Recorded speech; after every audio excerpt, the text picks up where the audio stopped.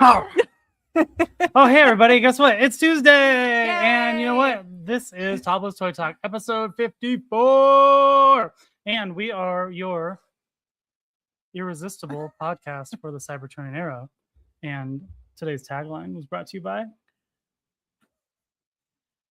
Abadid Discal. That's how I'm going to say it. Say that again. Abadid. So I'm going to spell it for the chat. ABIDDISCGOLF. I mean, it sounds right. I failed ticked on phonics 2 times. Can you pronounce it again? Abadid. And that's the show. See you later. So sometimes we like to talk about how I'm the smart person, but I'm not the smart person when it comes to pronouncing things. My pronunciation skills are goose egg. I heard quail eggs are pretty good. And Could duck be. eggs. We were talking to somebody. Oh yeah, we were talking about something about duck Who eggs was that? being like really great. I Yeah. don't know. I've never had a Telling duck us egg. that we need to I've eat only duck had eggs. chicken eggs and an emu egg one time. An emu egg? Yeah, an What emu about egg. ostrich eggs? No, I don't have an ostrich egg. It's just an emu. Can we get a pet ostrich? Absolutely not. We live in town.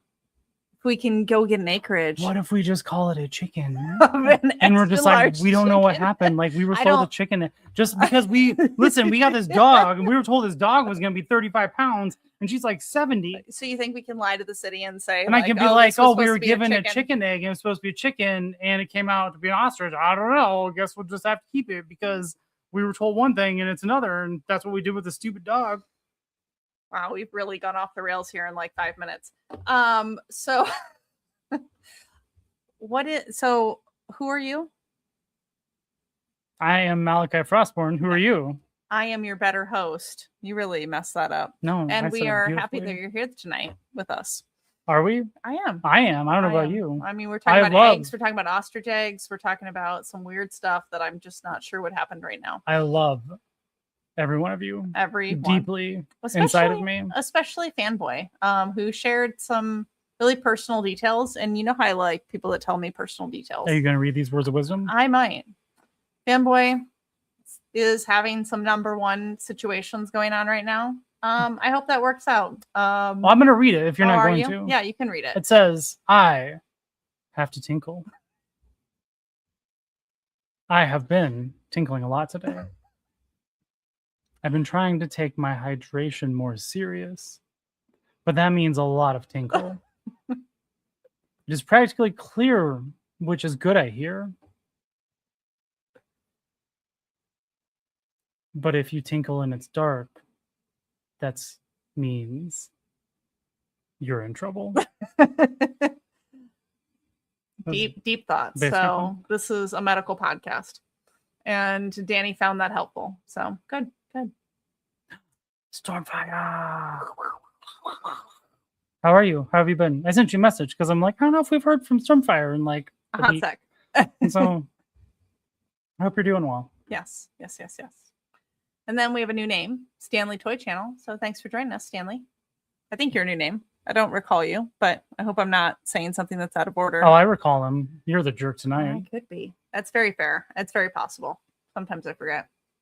And we have JMJ Toys. Thank you, JMJ. Peace and blessings. Yeah, JMJ sent us some sweet T-shirts. All of so- you people are so Thank you. pleasant. Yeah, And I'm just like, kind not of that. a dick. I'm You are kind of kind of a just dick. kind of a dick. You are. I'm You really sorry. are. I'm sorry, everybody.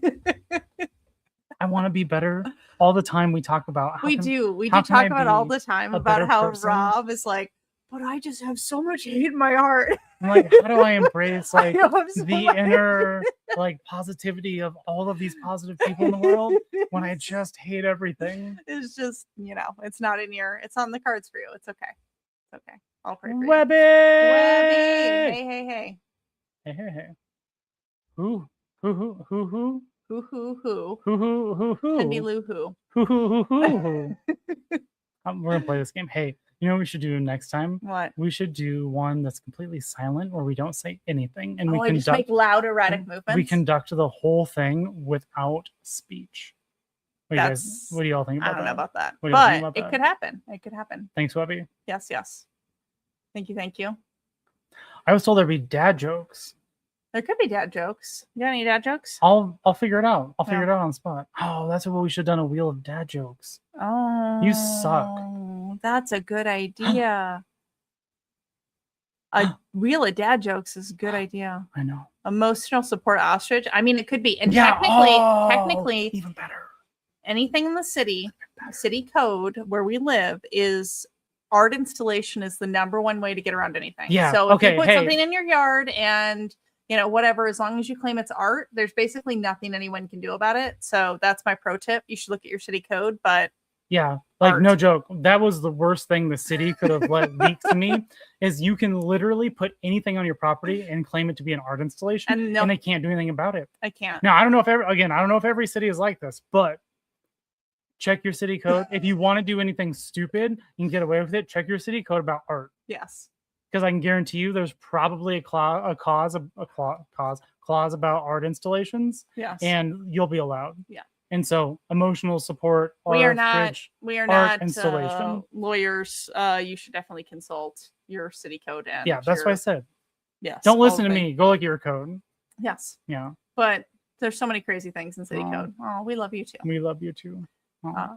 See? Second time being here. Wow. Yeah, you are the a-hole. I am the a-hole. Well, thank you for being here again, even though I'm an idiot. And it's emotional support chat. Yes. All right.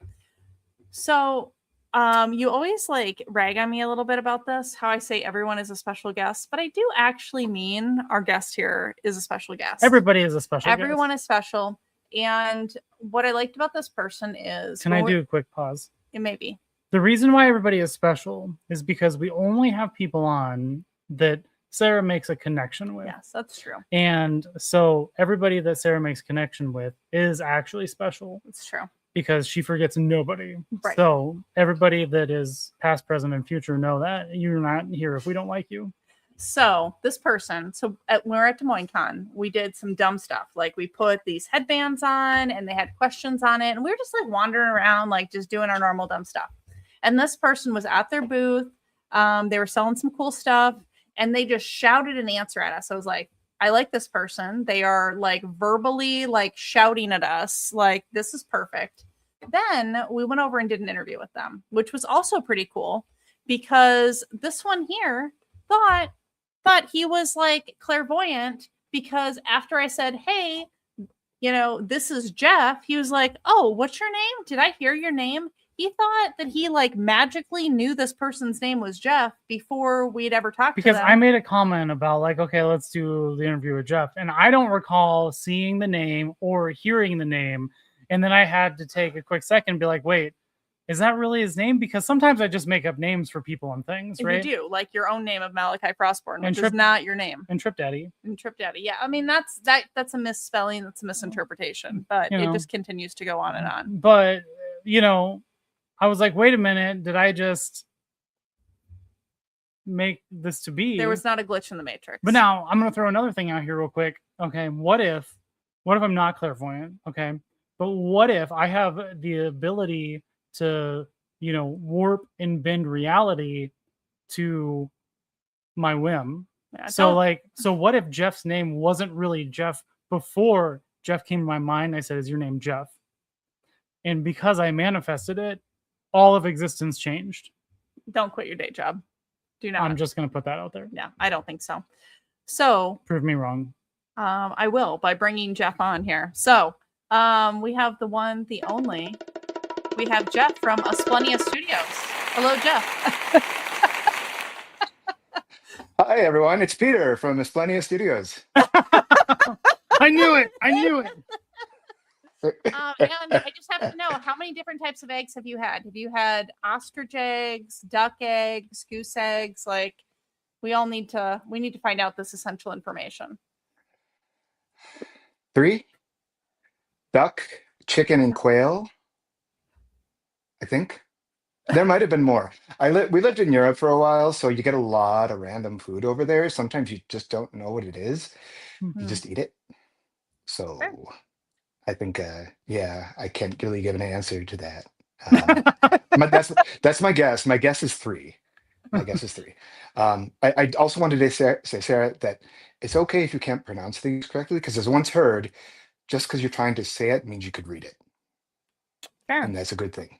So, Which is actually the perfect segue into There's a segue. yes, because Asplenia Studios, like I know, because I was a little scared the first time when I saw it. I was like, I don't know how to say that. But then you said it, good. and then you gave the story of how Asplenia Studios started.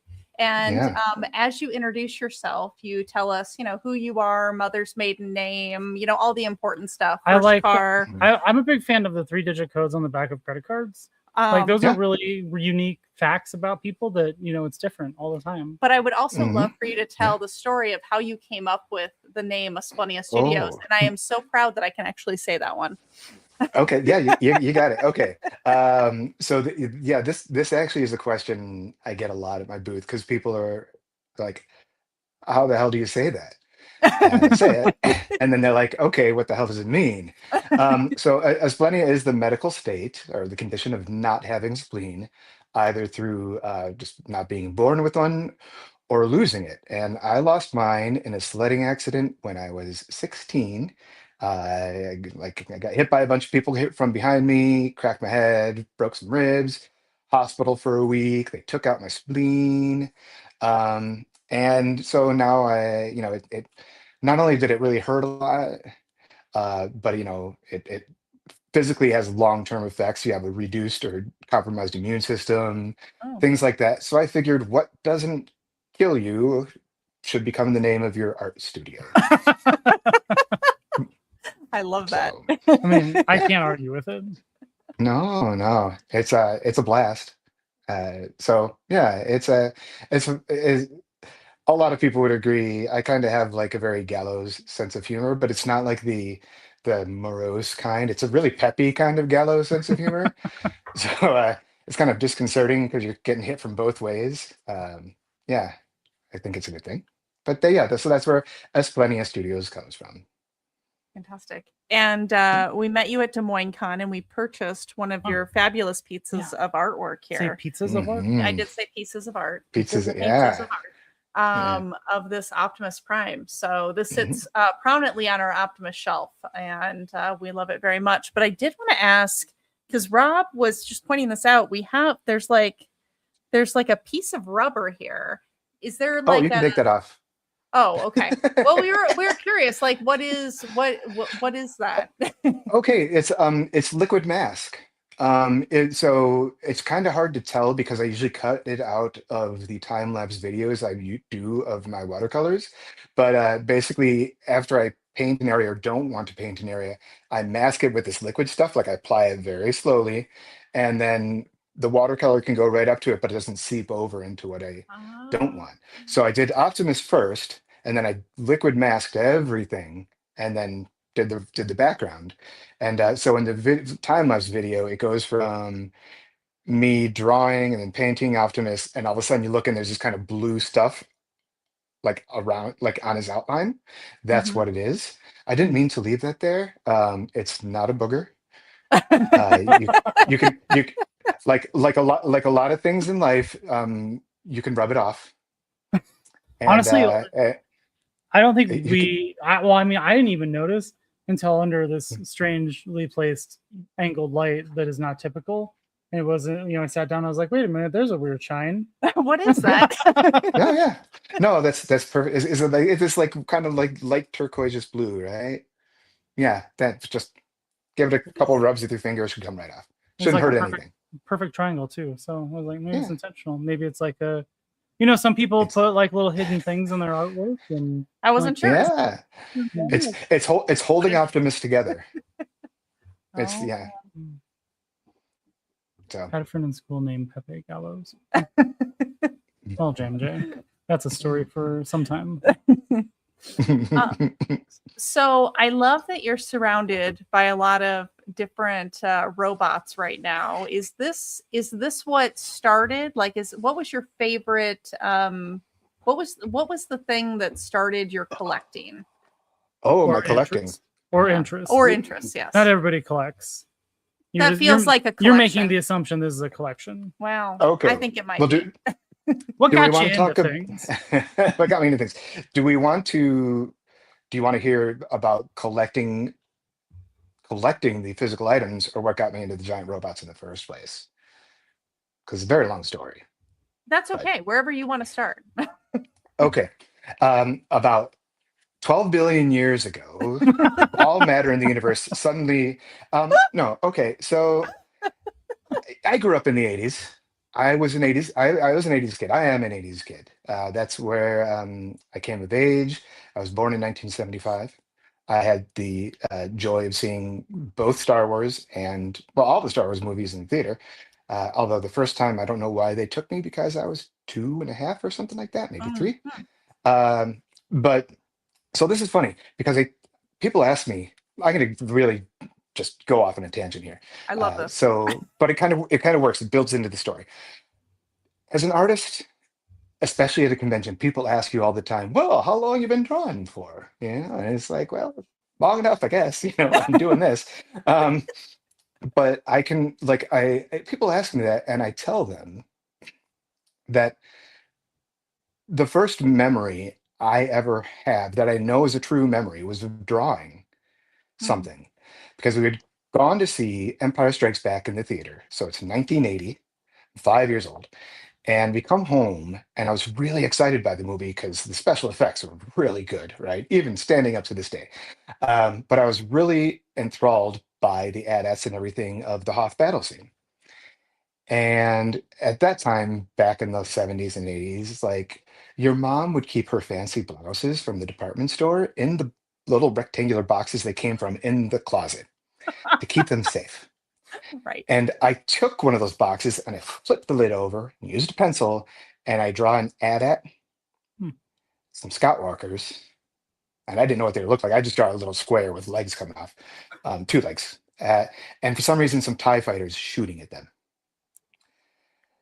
Which, of course, stupid 5-year-old TIE fighters and AT-ATs are on the same side. But and I got in trouble for it. I got yelled at because I drew on the back of the box. And that's how that was imprinted in my memory. I tell this story because it's true, fact. But I realized recently the first things I ever drew were Mecha. AT-ATs and Skywalkers are just Mecha. They're giant robots. And I realized that this has been a lifelong obsession now for 45 years, 46 years now, because I'm old. I've been drawing these things, sometimes a little bit more, sometimes a little bit less. And the toy obsession really didn't come into play until a little known show in Toyline, which you guys may not have heard of, called The Transformers. It's a little obscure. It is a little obscure. It is obscure. I mean, before I'm that, make a note to look into this real quick. yeah. I mean, before that, we did have like Battle of the Planets, Star Blazers, which is Space Battleship Yamato in Japan. But then Transformers comes out, Voltron comes out, and all of a sudden we do have these giant robots, and they're either being piloted by someone or they're sentient beings, and the toys are cool, and the toys are really, really cool. And oh my goodness, that toy is even cooler. And I didn't get a lot of them, but my friends did.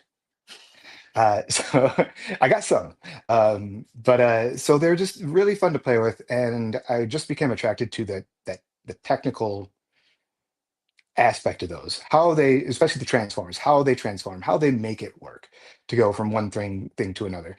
Sometimes it's not so good because you have like whatever the medic guy is, his head's in his fucking chest. Are we allowed to swear?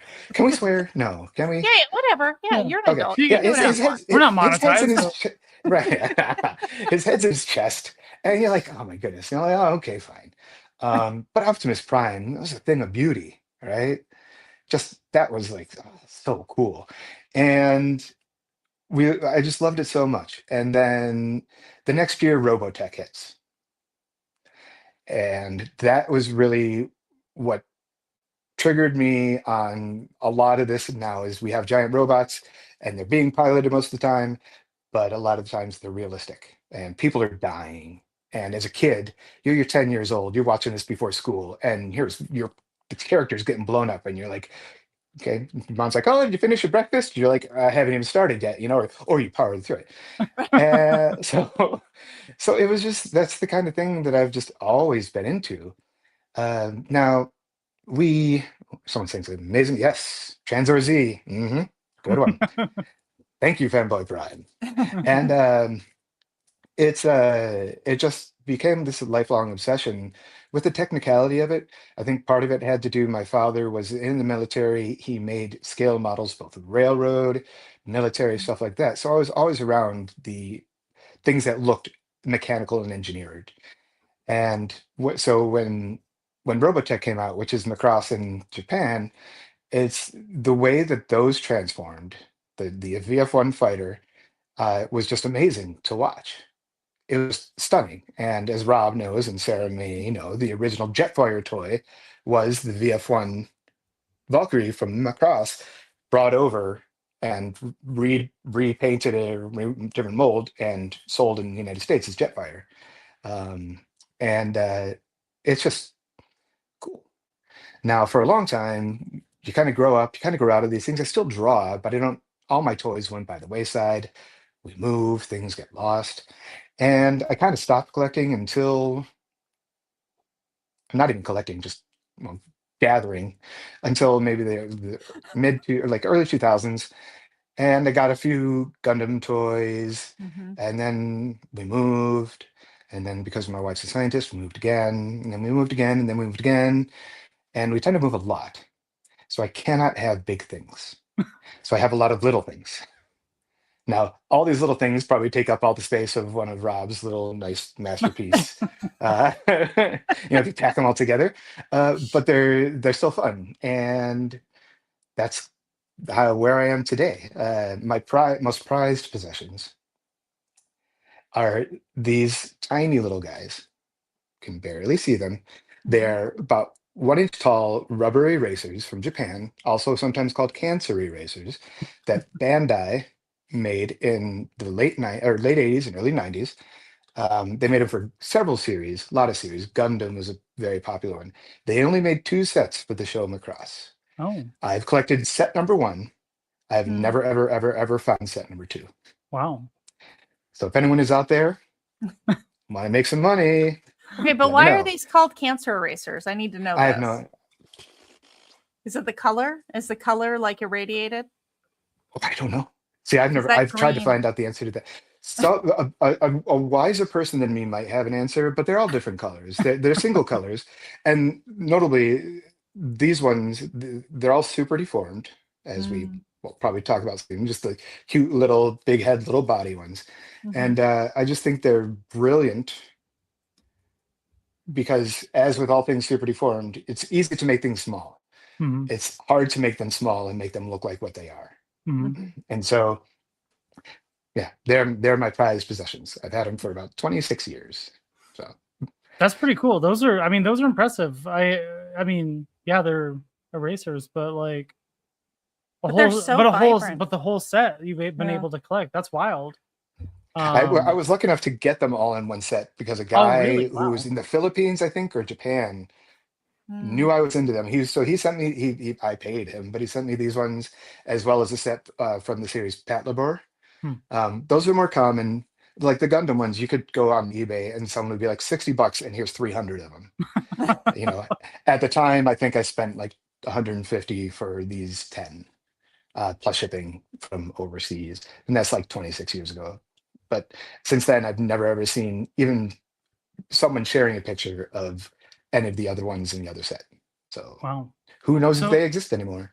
So have you seen any of the second wave, or just not like? I've seen them. So they came with like these little foldouts, and you can see like the different sets, and they have little cartoons in them and things like that. Okay. But I've never seen a physical picture. Okay. At least over the past like 25 years. Like I think on the Macross World forums, which is kind of what got me back into Macross back in the early 2000s, there is a photo, I think, of someone shared a photo of them in the wild, but since then I don't think I've ever seen them. There's probably just like a warehouse full of them somewhere. It could just be. Like people were just like, nobody's into these, and so like they just never did anything with them, and so there they sit. Like they're like in Reno or something, right? They're just like sitting in a warehouse in Reno. That sounds right. I mean,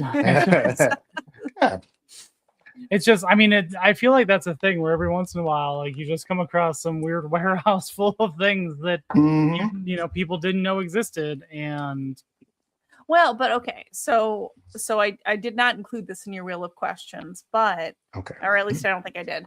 Like, are there? Do you believe in like a conspiracy of like the Mandela effect, but for toys, like where we believe something existed, some sort of action figure or toy, but like if you go out to the internet, it doesn't. The internet says it never existed. Yeah, I do believe that. I do believe in that, but not in this case. Not in this Series 2. Series 2 does exist. Dry land does exist. It's not a myth. So what You better watch where you go. do you think? Is there a action figure in your memory that you remember that doesn't actually exist? Possibly. Now, Voltron, as we all know, like different combining robot or vehicles series became Voltron. Mhm. I know. So there's the lions, there's the vehicles, and then there's like I think they call it Guardian in here. It's like, I don't know if it's 3 different robots that turned into one Voltron-ish kind of thing, or whatnot. I know toys in Japan exist of it. I swear I saw it on the shelves at a Kmart when I was a little kid, but I'm not sure if it actually existed. Maybe someone, like, once again, someone does know. But yeah. See, we're back to tinkling. So it's true. It's true. You go in the little machine, you spin the little knobs. She watches you do this, and then the kid, whatever her name, watches you do this, and then you drink it, and you look at them in disdain because that's what like a handsome leading man does. But then it turns out he's just a good guy with like things behind his ears, like and webbed feet. Tinkling, yeah. So it's possible. It's possible. Like there's, was there a red bumblebee? Was there a red bumblebee? Well, I mean, he's known by Cliffjumper now, but Right. But I mean, like an actual like Cliffjumper, but wasn't Cliffjumper a different mold? In some instances. Okay. But was there a red beetle that was also Bumblebee? That I actually don't know. Is this a conspiracy theory? Because I like this one. Because I swear. See, one of the Transformers toys I did get was a red Bumblebee. And it wasn't like, because I know there's like one just like it, transformed just like him, but it was like an angle to it. I forgot what kind of car it was, but then it was a red. Oh, see, it does kind of look like it. Yeah. So yeah, but it was a beetle. How wild! The internet. To the internet. Is there a picture here? Maybe not. Oh, there it goes. Oh, so these, I mean, these are similar, but that's awfully but they're close. not. But they're not the beetle. Yeah. Like this is off of basically the the original cartoon. So is that a yellow and red version of Cliffjumper? Well, I mean, I guess it depends on how you want to go about that, because it could be a yellow and red version of Cliffjumper or a yellow and red version of Bumblebee. Well, no. So now quickly go over to Bumblebee's page and see if they show a red version of him. Oh yeah. Because I think the reason might have been because they just I'll just put this mold yellow and this mold red and call it the same character. I mean, it's easy to do that. And this is like a question for Jim Sorensen. I don't know if you've watched or seen any interviews. Jim Sorensen, he has an authoritative book on the history of Transformers. Like, it's crazy. He's on very, very interesting. Cliffjumper toy page, it does not really. Hold on a second. Let me give Jim a call here. Like, Jim Sorensen, can you please join? Like, Jim, get in here. Sorry, I keep him locked in the closet. Use a Google. All right. because for some reason Google has a better search than the actual wiki. Okay, those are all yellow. Oh, but there's a red one right Well, there. but yeah, so well, okay, yeah. I mean, Oh, Oh, now the picture's not going to load. See, yeah. Jeff Bezos is, or no, conspiracy. one of the There we go. yeah. There we go. I mean, okay. There is a red color. Yeah. So Hasbro Transformer. Yeah, Bumblebee toy yellow. 1984 red with foil insignia variants. Interesting. So, Yep. so is now- that is a red one Cliff Jumper or is it a variant Bumblebee? You know what I mean? Like the Cliff Jumper. But it was packaged as Bumblebee, so I assume. Yeah. I'm gonna have to do a deep dive on this now because now I need to know. Okay. Don't do But it I right like now because I'm this. pretty sure we're just bleeding viewers right now. They're all just like, if I wanted to go on Google and go through the Right. TF wiki, I could just do that at home on the toilet. All right, everybody, just Right. be quiet. I'm gonna do some deep research for a few minutes. Oh. So Sarah, how's the weather? It's wonderful. It is wonderful. We before we jump into the wheel of questions, we should do a shout out here real quick to our Patreon. You want to shout? You want to shout something? I do want to Oh, shout. you know what we should do? We should actually start yelling it. Oh, Thank you, yeah. Patreon people. No. Oh, can I We could just- Sorry. can I say them? Can I say them? Oh can I do yeah, it? if you want to. All right. Yeah. The body of official bodies, member appreciation. Ultimate body is Fanboy Prime.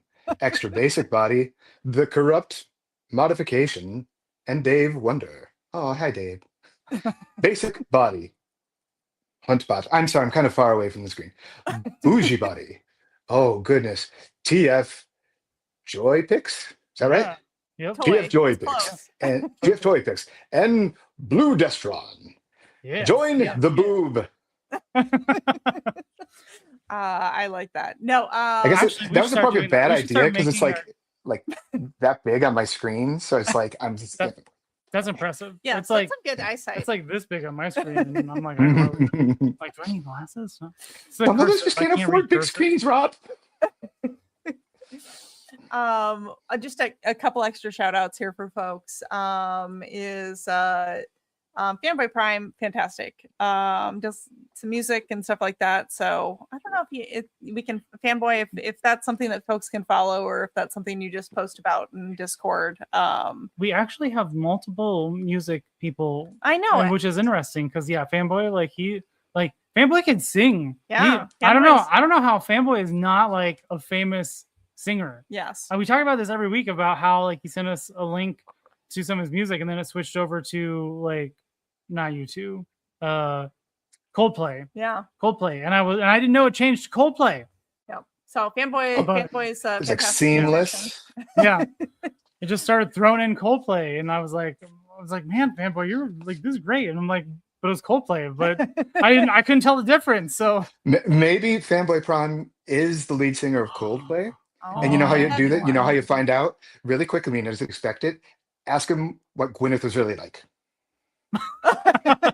Okay, Fanboy, And you're if in he's- here. So If he spits out the answer really quick and then he's like, then you know it's him. like, So- shoot, I gave it away. But no, I don't Crumb even know what his Modification- name is. So. Crumb Modification also does music. He made a new post today, I think a new song. Oh, good. But he lets us use some of his music for our intro, so we greatly appreciate that. Huntbot is our newest member, and Yes. So so thank you.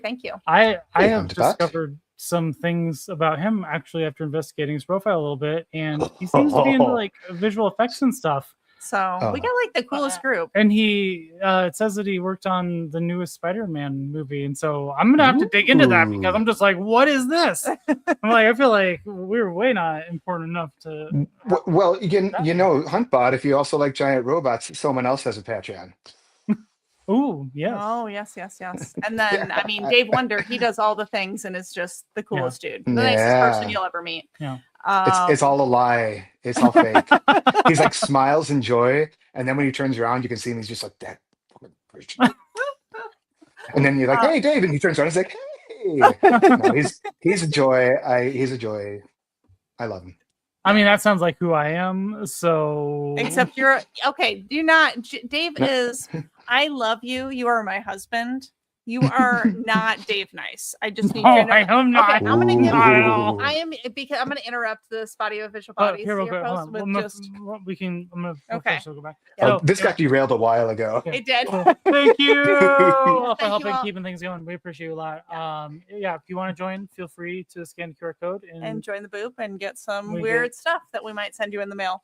Yeah. Weird stuff. Okay, but I just need to say that Dave would never do what I'm just about to tell you that happened this last week. So we were driving.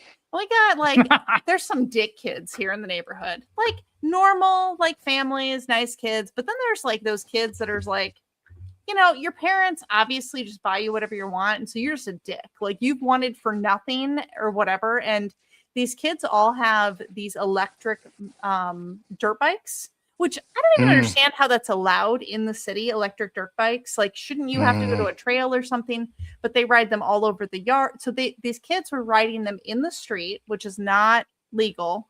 And then they were swerving all around. And so Rob honked at one of them because we almost hit one of these kids. So they were doing like wheelies, and then he kind of lost balance and swerved over into the other lane in front of me. And I was like, yo, you clearly don't know that there is a car behind you. Yeah. And so, you know, the honk was to be like, if you fall over, I'm going to run you over. So you take the 20 points.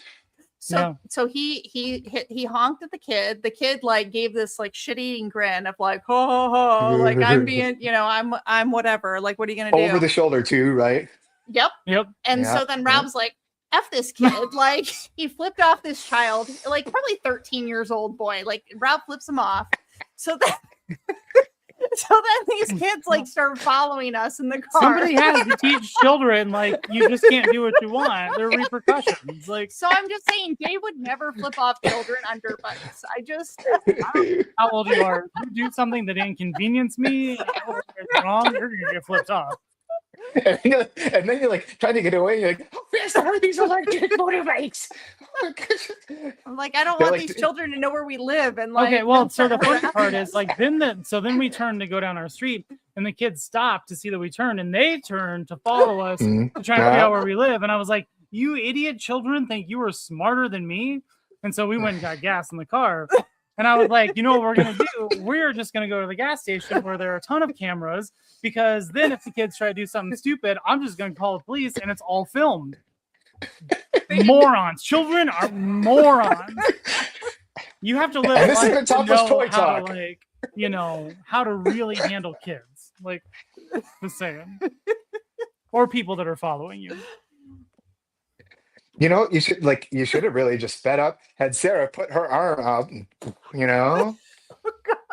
That actually would have been funny. Yeah, that would have been a little funny. They had helmets on, just push them over. They did. I should just open the passenger door and kick their bike. Well, why do you need to kick? Just use the passenger door as a like. That could have been good. And then we could sue them for car damage because they ran into us. God, we are going to get someone's going to report this. Like, next thing you know, the police are going to be coming to our house. Like, God. I hope so, because then I'll send them over to the way these kids are, and then go deal with that. But for real though, we're going to start going to city council meetings. We're going to be back, Karen, and by we, I mean mostly this one. We're going to just go and talk to city council and be like, listen, all politics is local, and if you want to change something, you can pester the heck out of your, you know, mayor and city council, and you can get stuff done. First of all, I would like to correct you. I'm not a Karen. A little bit. You're a little bit of a Karen. I am not a Karen because all of my rage is justified. Do you think that's how the average Karen feels, that they're unjustified? Yes, but that's why they're Karens, is because their rage is not justified. But see, this is what you go to the city council meetings, and then when the mayor is walking down the sidewalk, you drive up and open the door on him. You know? And then flip them off and then drive away. And then drive to the gas station. We'll just get a couple of, like, you know, electric dirt bikes ourselves, and we'll just follow the mayor home and be like, this is what it feels like, bro. No, we're not going to follow the mayor home. But because you already know where he lives. or she. I'm being sexist there. But in all fairness, if you want to find out where, like, all that sort of stuff, it's actually not that hard. Most states have this website called Beacon. So if you're a very nosy person like I am, and you want to know, like, the details about, you know, like what somebody might have paid for a house. Like, it's all free public information. You can find all sorts of fantastic stuff on your Beacon website. So that's my pro tip. You want to be nosy? Beacon's where it's my at. God. It's real easy. Not even so it's Go to Beacon, Bark. I'm a toy. This is Topless Toy Talk. Go to Beacon. I'm trying to be like, what is it, beacon.com, beacon.org? Yeah, if you just go to your county assessor's website, there's normally a link to your county's version of Beacon. Yeah. Yep. Yeah. It's wild the amount of things that is just public knowledge on the internet. Yeah. It's actually a little scary, to be honest. Especially like when you think back to, we used to have, phone books. So you just had everybody's phone number. Yeah. And there should have been so much more scammy stuff that happened to us, right? Like when you had everybody's phone number and for some reason it didn't happen. Maybe there's just less assholes back then. I mean, I wasn't alive so no. That's not true. We I all know, had phone books. I know. I remember getting my Remember the front big porch. phone book? Yeah, the big phone yellow book. Come on, I'm sure your mom beat you once with the phone book, Rob. Yeah. With a mouth like that, she'd probably smack you across the head a couple times. Justin. Hey. Yeah. Well, and where I lived, we had some. So I lived in a small town, so there were a lot of people with the same last name because they were all in the same family. Well, when there's only 300 people in an entire town, and there's only so much you can do. Not quite true, but there were a lot of things get around, but some things don't get around, and that's family. So there were a lot of large Catholic families, and so there were like multiple pages in the phone book of Clarks, of Schmidts, just it was very funny. And there was one kid I went to high school with, and his mom was a Clark, and she'd married a Clark, but he was insistent that was not inbreeding. And I was just like, are you sure? Are you sure?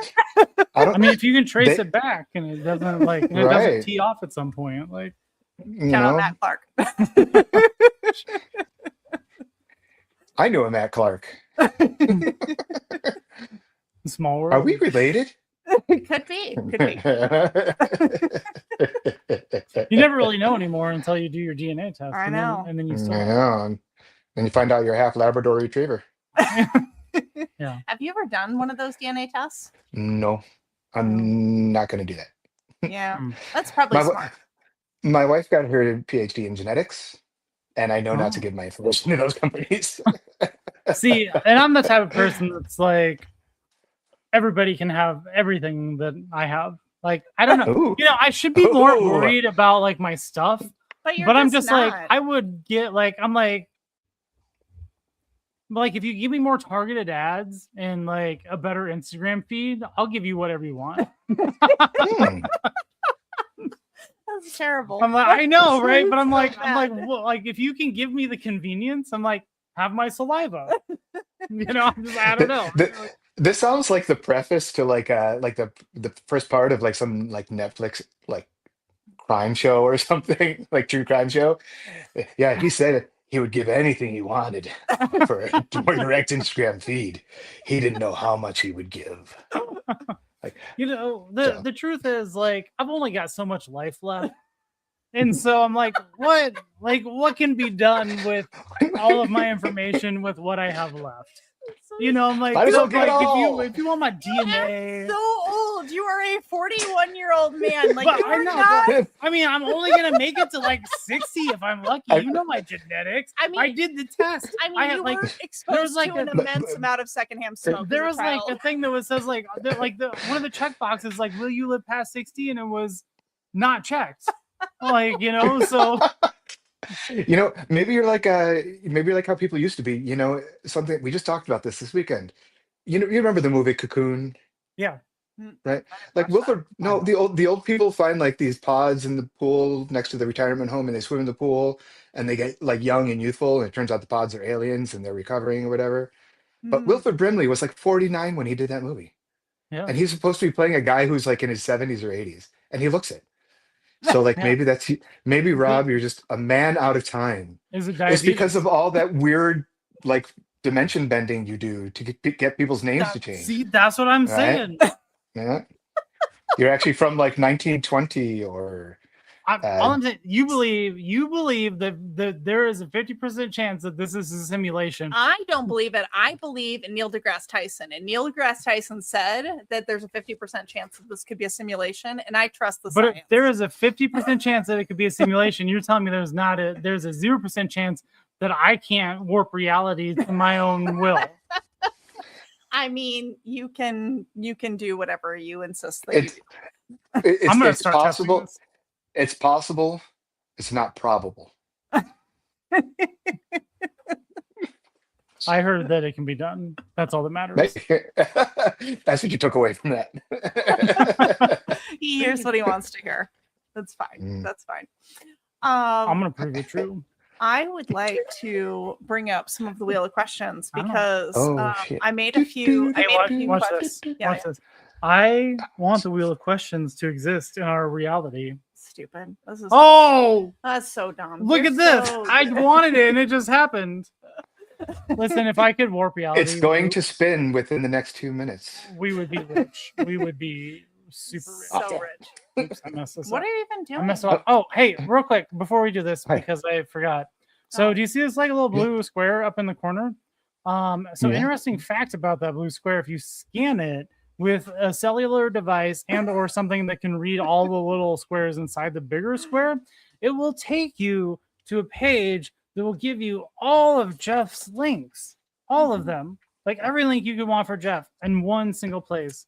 And so you could like then click those links and go to other things that Jeff does to be Yes. able to follow him, check out his Patreon, See his amazing artwork. watch, see where he's watch going his to time lapse videos, because those are actually really cool. I hang love out the with time-lapse him and videos. us at Twin Cities Con. I mean, it could all happen. Yeah. So this little blue and white and whatever colored square will exist here. And if you are wondering later what it is, we will tell you again. Anyway, moving That's on. good. That's good. I forgot that when we were doing our Patreon. Yeah. See, has it been 2 minutes? Am I not a dimension bender? I feel like you're still going to be on point here because it hasn't quite Okay. been 2 minutes, and he's going to Okay. click spin. that's Oh, Oh, you're gonna have to read that too. Oh, here we go. Ooh. if Sarah, giant robots were introduced into professional sports, which existing sport becomes instantly 1,000% better? Curling.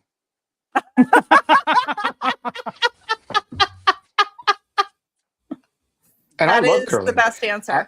I love curling, but can you imagine the amount of precision that would be applied to that, and how much counter, like every shot would be this super precise shot, and it would really come down to so much more just the physics of the ice and the Yeah. air temperature. And they could test all those things, but there's little variables. It would be so precise and yet be so nail biting at the Okay. last end.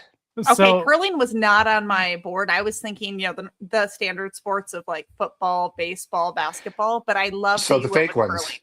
Yeah. yeah, the fake ones. Yeah. Okay. Yeah. So, but we're talking about here real quick. So we're talking about giant robots. Okay. So does the curling stuff stay the same size? Oh yeah, totally. And the robots just get bigger, or does Yeah, the because they curling got get those bigger? they got those big fingers, and they got to be able to like, Yeah. and then like they got to have the little brooms go like, and they'll be like harder, hold.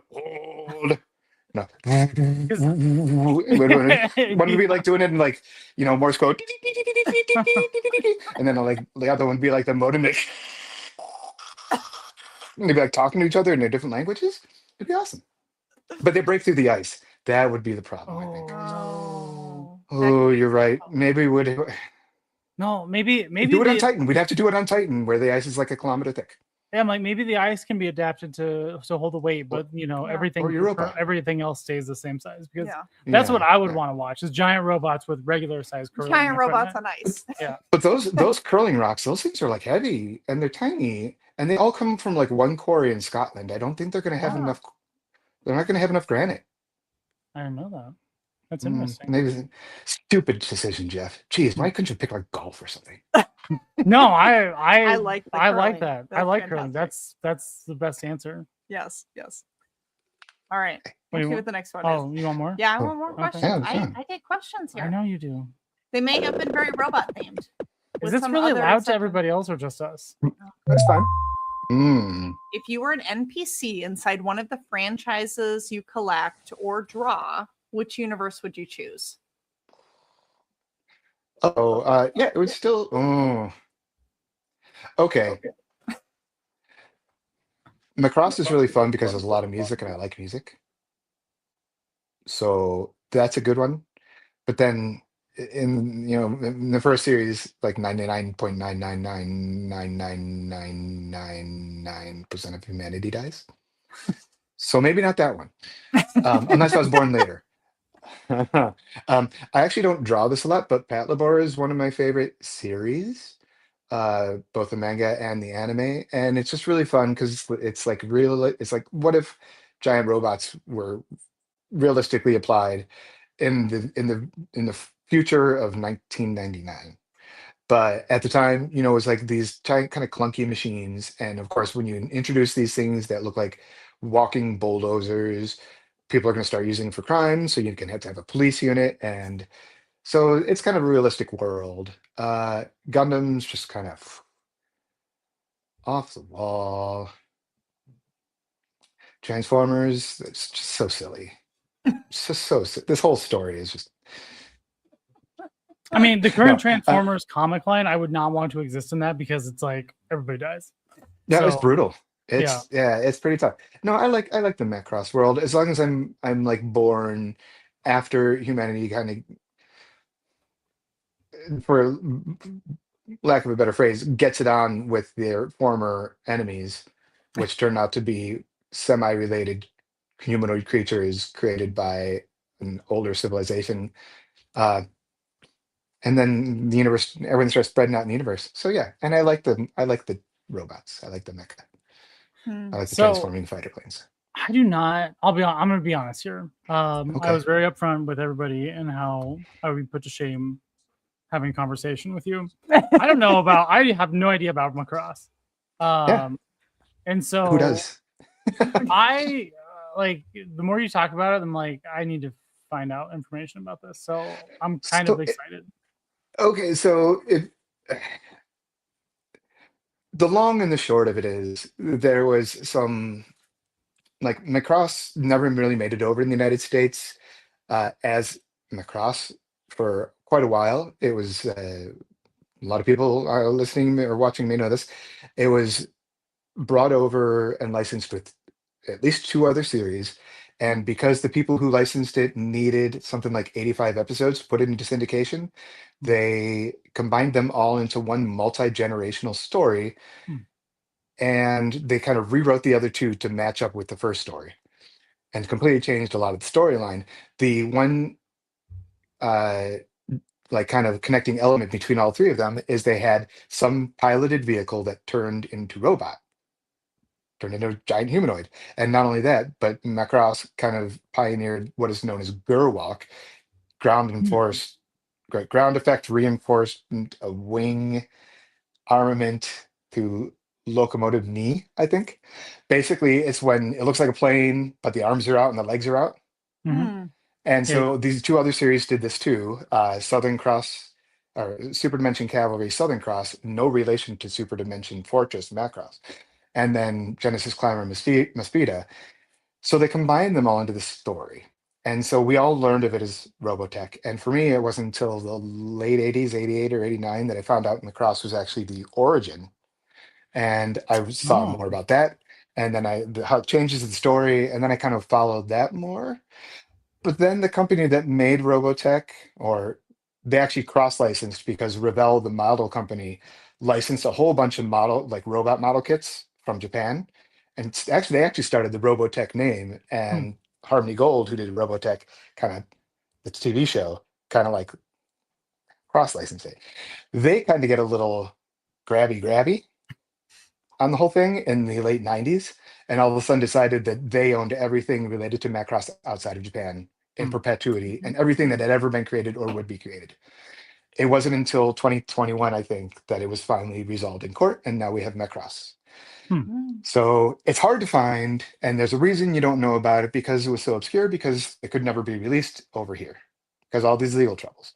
But if you get a chance now, you can find everything but the original series and the following movie on Hulu. here in the States. Okay. Dubbed Well, all the way up to the most recent series. well, where do you find the original series at? So you can watch it, I think, as Robotech, the first series, which you kind of, some things have changed, but not a lot. The names will be different. Like Hikaru Ichijo becomes Rick Hunter. Roy Fokker becomes Roy Fokker. I don't know. Different spelling. But yeah, they did it, yes. Because in Japan, his name was Fokker, like the German aircraft company from World War II. They changed it to Fokkr, which is also the German word. But because it's too close to fucker. Yeah. So really, yeah, different spelling. And now they just make a whole like movie franchise off of the name Fokker. And so, like... yeah, I know. You can find it places in the early 2000s. A company called Anime Ago, who I don't think they operate under that name anymore, but the people who ran it still do this. They basically restore old anime. Oh, okay. And they licensed through Harmony Gold to restore frame by frame the original Macross and subtitle it and released it as a set. You could pre-order it. My mom got it for me for Christmas. It's $250. Wow. It didn't come for Christmas, but she pre-ordered it. It's 9 discs long. And then like a year later, they're selling it for like $100. But so I still have those. That's how my daughter and I watched the first series subtitle like 2 years ago, and now we're on the second to the most recent series, Macross Frontier, which came out in 2007 for the 25th anniversary. So over the past 2 years, we've been slowly making our way through all the Macross. But Very yeah, cool. so that's how you can find it. I can email this to you because it is a lot to follow. Yeah. But but it was a whole legal debacle. And when Gundam kind of broke in like 2000, 1999, 2000 kind of thing, there's a lot of, for the Macross fans, we're like kind of like gritting our teeth because that's about the time when Harmony Gold was just all of a sudden like, well, wait a second, there's money to be made in this Mecha anime, and we now want to own all of this stuff we didn't build or make. And yeah, so that's one of your history lessons for today. Remember, I'm full of these history lessons. I love this. Yeah. All I can imagine. So I'm just going to keep talking about Jim Sorensen. But can you imagine Jeff versus Jim, and they just talk about like robots back and forth? I mean, that sounds like your ultimate panel. It is. I would sit and watch you and Jim Sorensen talk to one another and like just spit facts for hours. Like that would be an ongoing podcast I would love. The funny thing is, especially by the fact that no one's been commenting for a while, no one realizes yet that I'm just lying about everything I just said. That's even so much better if you were that convincing of a liar. So we have talked about actually, well, you brought this up. So we're always trying to figure out like, what is that business idea? Like what is something we could do that would like be a secondary like business? Are you get my idea away on the internet? I am. I'm going to give your idea. So I'm just going to throw this out here. So this one here has always been like, what we could do is we could do like history tours on segways because that's funny. Right? Yeah. Oh, this is the good one. But they're fake history tours, and so we just go around very authoritatively through Des Moines with people on segways, and we just spit total bullshit like, this building was built by blah blah blah and they were really famous for blah blah blah, and just like have people totally eat it up and it be like in no way whatsoever factual. So I went on a actual history Segway tour one time and it was fantastic, and I said what would make this better is if we could do bars in between and all of the facts were lies. But here's the question. And this is an important one. Do the people along for the ride, do they know it's a lie? I mean, I would hope that they wouldn't know until afterwards when we're just like, by the way, nothing we told you is true. Actually, no, I wouldn't even tell them that. I would like it if they went and told their friends and family these neat facts that they learned. And then later down the road, they learned it was a lie. But like if it catches on, then everybody's going to know it's made up, when they're going. Right. We might be able to get like the first handful of people like in on the gag, but like maybe you'd have to have some very specific legalese in your pamphlet, really small fine print that says this is satire, because someone's going to come at you. Some Karen is going to come at you, and this time she'd be justified. She'd be like, "I thought I thought he wasn't lying when he said that is where Walt Disney was born, and it's like some like high rise from like 2010. Yeah. Yeah, Yeah. but the idea would be funny. I'm going to expand on this. Sorry, I'm gonna add to your idea. Get get local comedians to improv on it. Oh, Yeah. You pick the direction. They have to tell people. They have to improv. They don't know where they're going. You just lead the whole group, and then they have to make up like history stories okay. about whatever. Dan where you go. Untham. Yeah, that's I'm who exactly Dan went to his Untham. Dan. He's a former guest. He runs the local like comedy. He does stand up and stuff. Yeah, That's so- actually a great idea. Hold on, I have to write that Mhm. down. yeah. I'm gonna reach out to Dan and be like, "Hey, bro, we need to do If only this right won't be now." We have saved to- for that means we have to posterity on find a bunch YouTube. of segues. That's fine. It's a business expense. We can write it off, right? The thing is, the segue thing. I don't know about the going to bars between stops because segues are good, but at a certain point, someone's going to go head first into that river, Right. and Right. Well, so my thought was like, can it be like 3 bar stops in between like a certain period, and you can only have like a beverage that is like 3% alcohol, basically water, I don't know. Like, dude, okay, but Uncle Jed. Uncle Jed's going to be sitting there sneaking shots in the back when he said he's going to the bathroom. And next thing you know, he's going to go into traffic. He's going to get run over by some 13-year-old on an electric motorbike. And the kid's going to have a helmet on, but Uncle Jed isn't. And now he's lost his teeth. Rob's got to sell all of his little toys. And, next thing you know, you're going to have top on because you have to, you can't afford to be topless anymore. It's all done. It's all done. I mean, I can't afford it now. I think we're topless. Yeah, I don't know. The bar stops in between were variable, but like, Oh man, Well- this is good. We just upped this well, idea. because like so they this have is this, fantastic. they have this is a local thing, and I don't know if this exists in other places, but they call it the Big Yellow Bike. Oh, And yeah. basically what it is like it's like a pedal bike. it's like a trolley type of thing that's a pedal bike where you Mhm. can have like 8 to 12 people or something on, right? So everybody's pedaling. Yeah. There's a person driving it, but they Yeah. are not drinking. They're sober. Like that's a person like We were going to do one of those for our wedding because Yeah. our wedding reception was at a barcade. And then I was like, oh, we should just keep the wedding reception going and we'll rent one of those. But then this one was like, hey, sir, you're going to be really tired. Do you think you really want to bike around Des Moines? Like for however many hours after the wedding, and so you were the saner person Yeah. on that. And afterwards she was You like, could- thank you you- for like not letting me do that. He But- just wanted to keep playing Galaga. I mean, come on. It's more like click and shoot. Yeah, Switch click and and- shoot. Yeah. Oh, okay, wow. It's a one button game. and And, Miss Pac-Man. but yeah, I don't know. I mean, like, I don't know if there's rules around the whole drinking and segueing thing, but we'd have to figure that out first. So Okay, maybe but it would anyway. be a no drinking. Maybe it'd be like afterwards. Maybe that's a better approach. Is like after you go on the tour, then like our final Yeah. stop is at A bar. this place where they give the final like Hey. history lesson. Yeah. Like none of Or this one was true.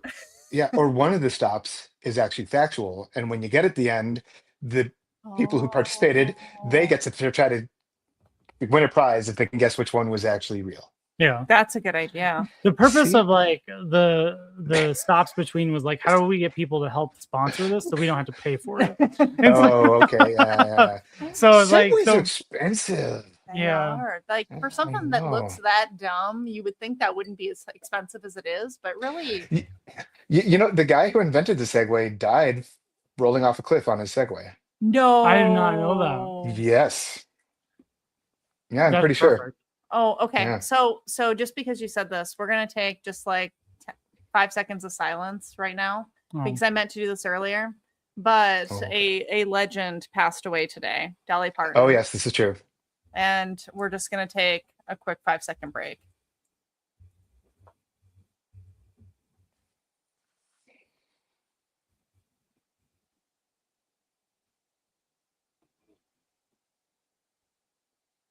Okay. You That was count? I hope you're yeah, I counting counted. because I counted to like 10 because So- I don't believe that I count That's- in like actual seconds. Like I think I double time That's it. fine. I wish I had a 40. I'd pour one out for the home. I know. I just she was such a nice lady. Jolie, She did so much Jolie. like good stuff too. There's very few things that bring everyone together, and one of those things was Dolly Parton. Well, the It's true. thing that I am now excited about with Dolly Parton's death, just a weird phrase to say, That's is a that nice segue Sabrina there. Carpenter can now take over. Oh yeah, Sabrina Carpenter is kind of the next I think up and coming. she will be the next Dolly Yeah. Parton if she keeps going. Yeah. But no, I remember watching The Best Little Whorehouse in Texas with Dolly Parton and Burt Reynolds. Burt Reynolds, right? Yeah. Yep. Yeah. Yep. That was like I watched that with my parents. That's the type of movie you want to watch. Oh yeah, we watched all those. So wait, what if the beer is non-alcoholic, but you Yeah. don't tell them that? That, Oh. okay, No, that's because a good then idea. Uncle Jed is still going to get hit by the 13-year-old on the I electric mean, dirt bike. true, Yeah. inevitably, yeah. They 'Cause run he's around still- in he's gonna gangs be- now, so they're Oh horrible. my Yes. god, these kids are just terrorizing the entire neighborhood. I'm just over it. Mhm. I sound like a really really old sound man like a when I talk big about this, Karen. but like the problem is like I pay good money to live where I'm at. I pay taxes. I pay property taxes to live here, and these shitty kids with their electric dirt bikes. I can imagine Rob like sitting out on the driveway, sitting back with a beer, and they start coming by, and he takes his foot and just kicks out the bike spike strip across the street. I mean, With they're confidence. lucky they don't come through our neighborhood. Like we have Oh to yeah. go a few neighborhoods over to Or get a to few them. blocks. But Yeah. no, what he's been talking Mhm. about is installing an art installation in the front yard that would trip them up if they start driving in front of their house. We've gone full City circle on city that. can't stop me. City can't stop me. It's an art installation. What is it? It's a tripod mounted machine gun. Yep. Like Good luck. I can just install like a giant Tesla coil like out in the front yard and like you'll have A giant Tesla coil. Yeah. Okay. or Tesla coil, whatever. Right? It's all the same. It's all the same, man. Just spins and just a bunch of balls and just whapping people, whatever, right? Oh god. Right. What was the original question? Let's What world would you live in if like what you draw or collect? What world Yeah, would the you original want to live in? question, NPC, if you're NPC. yes. Fanboy said a while back, before this spiraled out of Before this control. went way out of control. Animal Crossing. Animal Crossing I was is like, that Mm. one. You could survive in that. yeah. Yeah. I don't. If, like, I wouldn't. So are wanna we be- expanding into video games? Like, Sure. It could be. I don't know. I was gonna say 720, the skateboarding game, but then after a minute, the bees would start chasing after you, and I was never that fast. I don't know. I just. Oh, you know how? Okay, Sarah, going back to your thing about the Dunning-Kruger effect or whatever, the Mangina effect, Mandela effect. I remember going to the Machine, which is our local arcade and our local mall. Kids, malls were big, long buildings with stores on the inside. And the Machine was our arcade. I remember my dad taking me there, and there was a game where you sat on this like futuristic motorcycle thing, Hmm. and it was very much like CGI looking and could have been kind of like you have to snap and make a decision at the right time, like Dragon's Lair, or Space Ace or whatever those were. But I recall very much that there were like screens on the side. It was like open, but there were screens on the side. Because remember, I ran out of time right at the moment a guy with like a robot on a bike was passing me, and it looked at me. Like the whole thing froze right there. I can never ever find that game, whether or not it actually existed. That's okay. That's a way call back, but yeah. So that just came to my mind. Interesting. I So if miss anyone listening or watching, if you know of that game, put it in the comments, please. I miss arcades. And- Like I can miss Mhm. arcades like from the earlier days. Like our barcade is fun. It's and all, great. but, I like that. I like Up Down. It's a good but, time. There's just like a lot of cool arcade games that just don't exist anymore Yeah. that they used to. I mean, there's a lot of cool We ones that went- do exist, but like Yeah. We went to Uptown during Des Moines Con one night. Oh yeah. Yeah, that's where our wedding but- reception was. If we had known you Nice. approximately like, a year and however many months ago, you totally would have gotten an invite to our wedding. Yeah. Well, you just have to do it again. Yeah. I mean, we actually have been thinking about doing a 5-year anniversary. Yeah. Party. Oh, well, you Yeah. won't know me by then. I don't know about that. Rob will be dead. Because, I'll be dead. I'll He be. dies Oh at my such God. a young age. So. It'll be It'll be like memorial at that point. Yeah. Celebration of life. What are you doing? Playing Centipede. This is for Rob. Okay. It's like So switch this- and shoot one button. Game. So this It's man, yep. So hard. he wants for his funeral, he wants, which actually your funeral thing is not that different from our wedding. I just, as I'm saying this out loud, I'm like, this is the same thing. It's the same It's just thing. gonna get really creepy, isn't it? Right? So his funeral, he wants to have pizza served and everyone wearing Hawaiian shirts, which is actually like our wedding what our attire wedding- was Hawaiian, and we was at a Mhm. barcade and our And I main already food was have. I already pizza. have the attire. I mean, you already have the attire. You can just wear that, like wedding and so death, all I in the don't know same why attire. this is now coming to me right now, but yes, I wasn't going to tell you at the time. And So- and then you'll all get on one of the ride 8-person bikes, and Yes. you'll just kind of tape Rob's feet to the pedal like a whole weekend at Bernie's thing, and his legs are and he's terrible. I like it. I like it. Actually, my dream goal is to be burned I don't into like that. ashes and then be made into little squirrel figurines and then given to everybody. Because then everybody has to have these little concrete or ceramic figurines with my ashes in them that they can't get rid of because I'm inside of that. I'm not a fan. I'm not a fan of cremation. I'm definitely not a fan of putting your cremated ashes in cement swirls. I'm just Can we none plaster? of this is appealing to me. That's okay. They're not your wishes. They're I mine. know, and I'll Be- try to respect because them. everyone knows it's chipmunks. Put your ashes in little chipmunks. Okay, They're we could much do cuter. chipmunks too. Actually, if we would really want to go down the route of what would be the best for my personality, squirrels would be good for you, but pegacorns would be good for me. So maybe I need to Wait, revamp wait. my death plans. Pegacorn? A pegacorn, It's a unicorn. like a unicorn, but with wings. Alicorn. or that, yeah, like Pegasus. Pegasus. Yeah, unicorn, Or Alicorn. It's Or a Alicorn. unicorn with wings. yeah. Yeah. Oh, is that what they're really called? Is That's actually the elephants? mythology. Oh, mean, The I just thought they were mythological creature is because that's what you keep Well, calling them. Yeah. People call them pegacorns. I think Maybe- pegacorn is funnier, but Oh my god. I learned it over in the UK, and they have a unicorn on their passport. oh, Oh. Really, quite literally. There's a lion and a unicorn, I think. Yeah. oh. Alicorn. Huh. Interesting. Interesting. Science. We learned so many things on this podcast that I am not sure I necessarily needed to know, but I'm glad that I do. Well, considering that's what I'm gonna be buried in, you should probably know. All right. We're gonna move on to the next question because I don't care about this at all, and I will respect your wishes because I think it's important to respect people's wishes, but I just think your wish is dumb. Healer's choice. Oh. No, sorry. If you were arrested with no explanation, what would your family and your friends and family assume you did? Mopery. What? What is Mopery. It's not a real thing. It's flashing someone, but you flash a blind person, so they can't see you. It's a gag from what movie was it? He was arrested for mopery. What's mopery? Exposing yourself to a blind person. No, so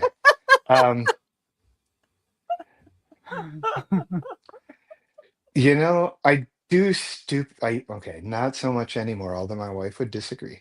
But I did so many stupid things all the time, and I didn't get arrested for them.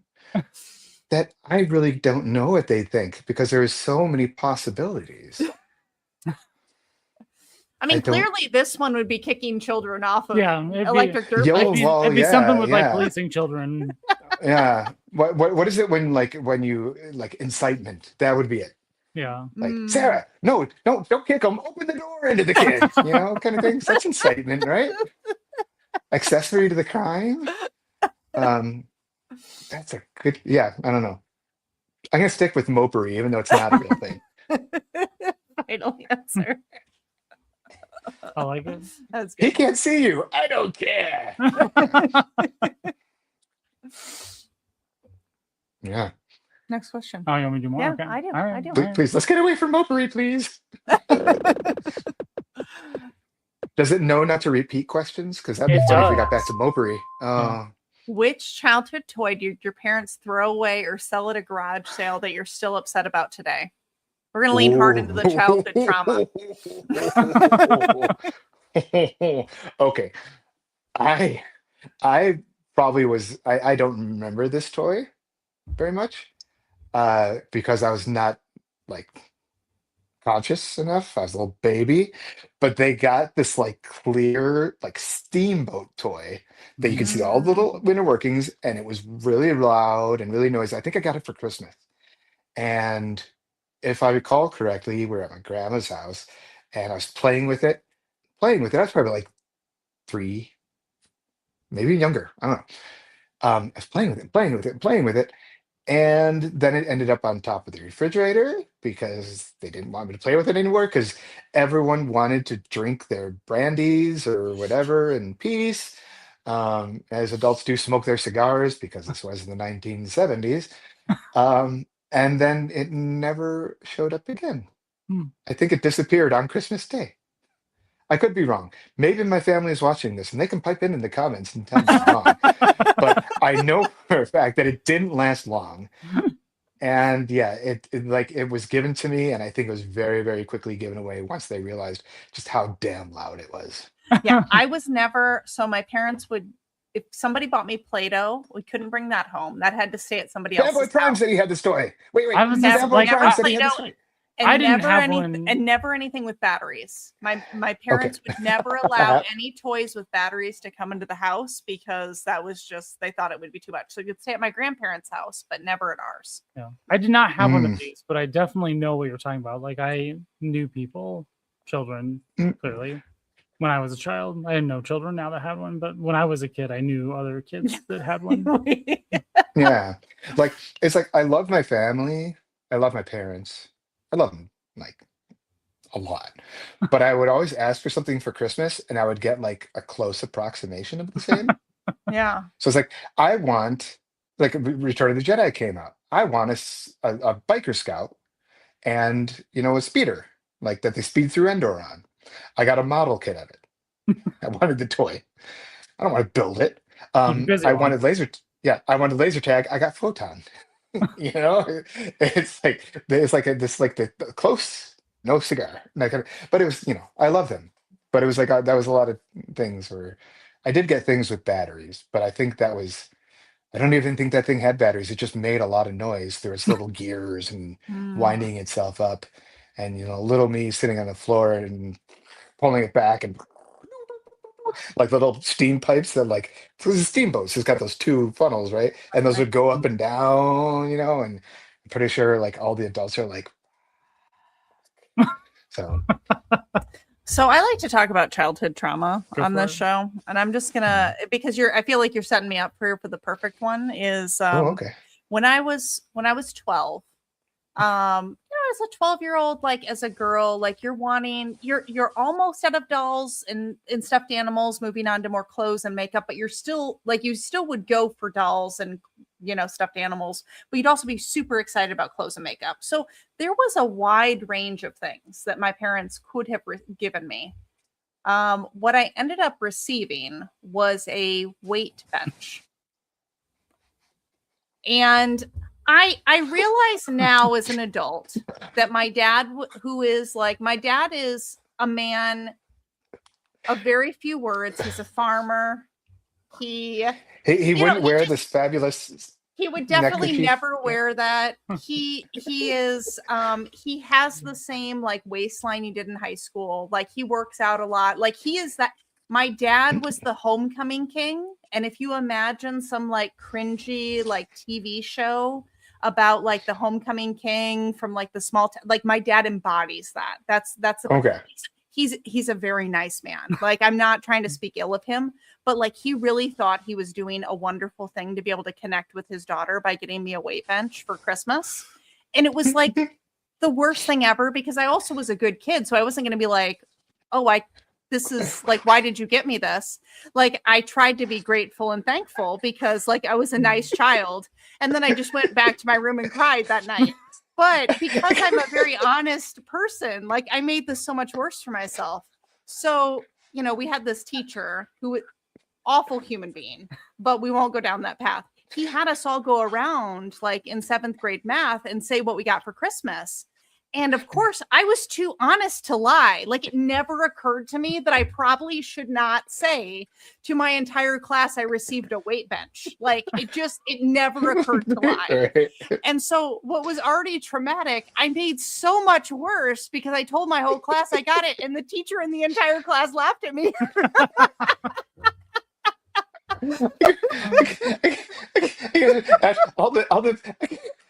All the presents are unwrapped and everything, and Sam's just sitting there crying, going, "What?" Oh, my parents still have this weight bench. They still have this weight bench at their house, and so like every time I go back, I see this effing weight bench. So I wish it would find a new home. That would be super cool. You know what's going to happen now that we're talking about this and keep bringing it up is I'm going to find out how to get that weight bench. Oh my God. I'm going to re-gift it to you for Christmas one year. No, like, you gotta bring it in the house and be like, this is just another shelf for all the new toys. Be like they require soft cushions. Do you see people like wrap like that looks like another gift, right? Oh, good. Yeah. Mm-hmm. No, but okay. So the best thing. So this teacher from 7th grade, horrible human being, but like for whatever reason, I was talking to my dad about that, and I was sharing like, hey, you remember that time you got me this weight bench? This was only a handful of years ago. So he was my dad was like, oh yeah, that's like the best gift I ever gave you. Like he still holds true to this day. He's still like dedicated to the idea that like this was the right thing to get a 12-year-old girl. Now, you know, if he ever, you said he's a nice guy. I'm sure he's a wonderful dad. But if he ever does you wrong and something breaks between the family, okay, on his deathbed, just be like, it was the worst gift ever, and then just lean away. And he's like, not that your father's going to pass away anytime soon. Rob's going to go well before him. Yeah, because absolutely. of genetics. Hands down. If my dad dies, So- it's going to be of some dumb farming accident. Yeah. It's going to be something he did stupid, like trying to push a hay bale up a hill, which is not uncommon for him. That's going to take him out. But no, it won't be of natural causes because his dad is still alive in like 97. What's going to happen is going like is the future. There's going to be like the robot like harvester from John Deere, right, coming down the lane, and your dad's going to be like boop, boop, boop, directing it where to go, and he's going to be backing up, and he's going to trip over that weight bench, and it's going to roll over. Yep. And then he'll be like, "Worst gift ever!" Oh, no ill will to your father. I'm sure he's a great guy. But yeah, that's a pretty traumatic gift. So you're giving me ideas. If we had space, since we move around a lot, we're always in small spaces. We never really move into any place big. But I should get my daughter. She's 14 now. Should definitely get her a weight bench. Get her a weight bench. For That's 15? a huge bonding experience. Yes, she will love it. Okay. It will give her things to talk about for the next few decades, at least. Yeah. There you go. See, always good things. And she's upset. She said she wasn't going to be watching this, but I wonder if she is now. And she's just sitting there going, "No." Now she like hates you for telling me about this because she knows I get ideas like this in my head now. And I'm Well, if you need help on the execution, let us know. Like, Oh, God. I know somebody that's got a weight bench that's ready. I know somebody's got a weight bench.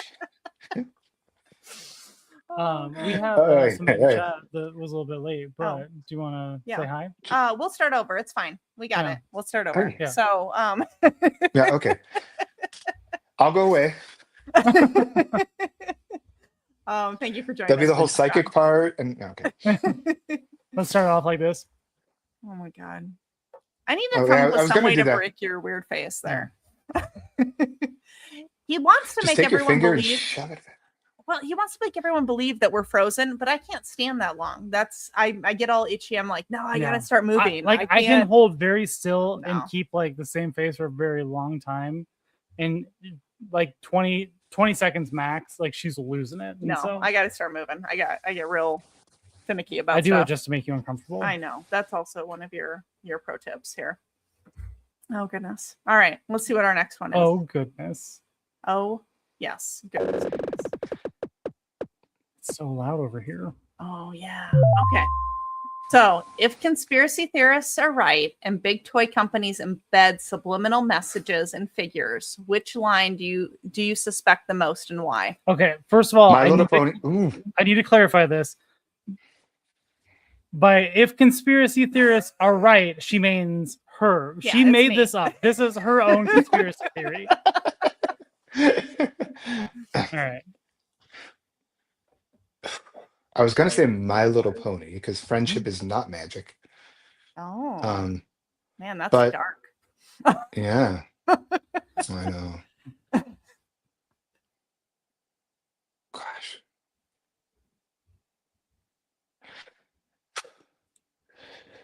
G.I. Joe. They're not Yeah. real American heroes. They're not. If you've been trained to pilot a jet, you're not going to eject the moment you see someone shoot a missile at you. And even worse, your whole flight isn't going to do it. Like all four of them. Oh my goodness! Oh, Cobra's shot some missiles. Let's get out of here. Like they're not real American heroes, and I think they're doing a disservice to our true American heroes, the fighting men and women of the U.S. Armed Services. That's interesting. That's I a fair assessment. That's a fair it's like, assessment. Yeah, if true soldiers, they know the value of their weaponry. Sometimes they may not care that much, but they're definitely not going to eject from a $30 million plane just because someone shot a missile at them. You know, Yeah. there is a thing called maybe pulling the stick and evading. Yeah. It was amazing in the G.I. Joe cartoon. The first person who ever really got hurt was, I think, Duke. Like Serpentor threw his like cobra-shaped staff at Duke and he hit him in the chest, and you actually saw blood. And this is like 2 seasons in, and everyone was just like, "Did that just happen?" And it's like, not a hot take.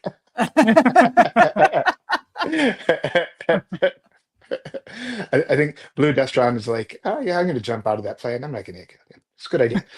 No, but like, so yeah, friendship is not magic, and G.I. Joe are not real American heroes. I'm gonna have to ponder this. This just has my brain go now. So I'm like, I don't know, G.I. Joe, interesting. So are you not just a G.I. Joe fan in a general sense, or just like Oh, that? I love the toys and everything, and Okay, I watched okay. it all. But then, like, as you get later in life, you're like, everyone's like, it's propaganda. Yeah, well, maybe it is.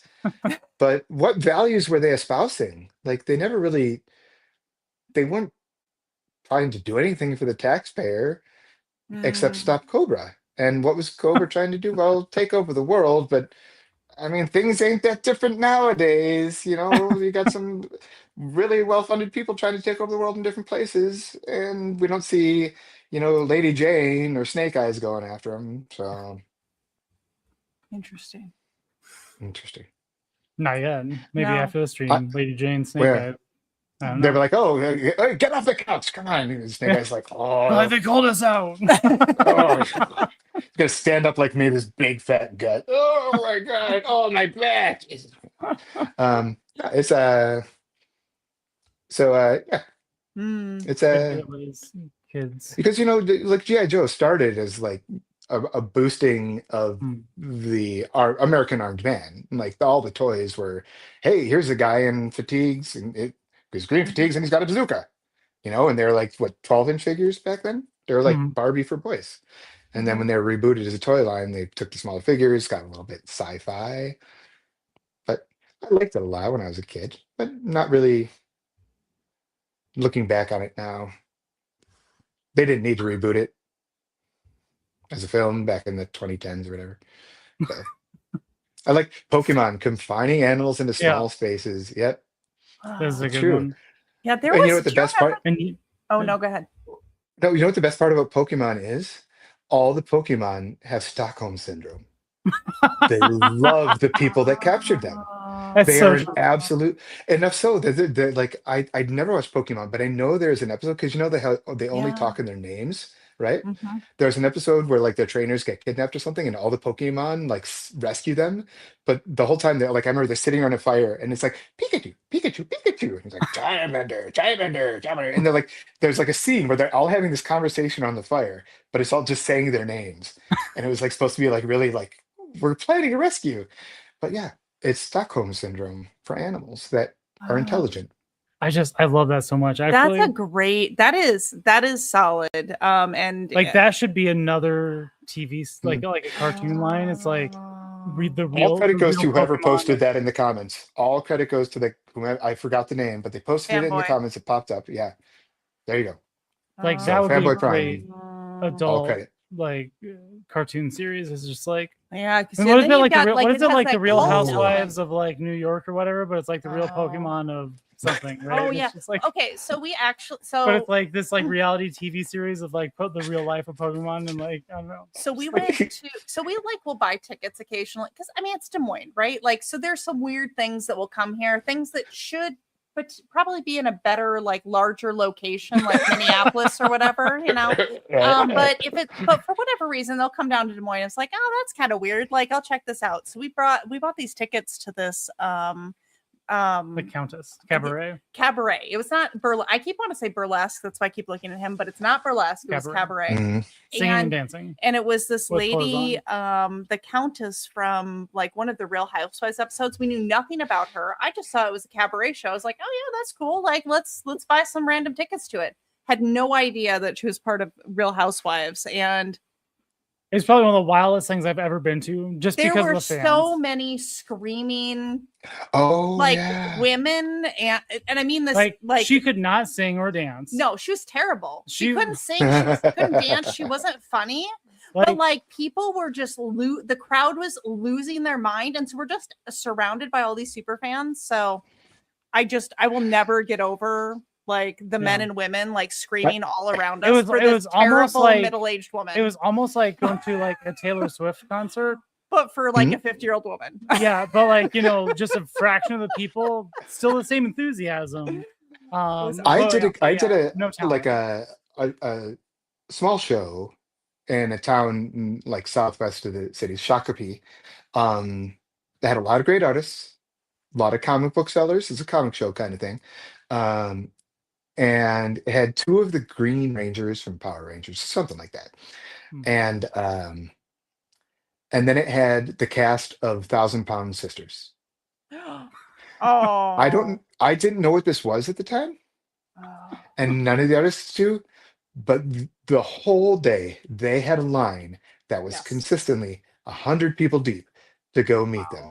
Turns out it's a reality show, two sisters equal to 1,000 pounds, and over the seasons they go on this like their story of losing their weight and their troubles and travails and their family, and one of the family members I guess has a lot of humorous quips that apparently they can put on t-shirts and sell.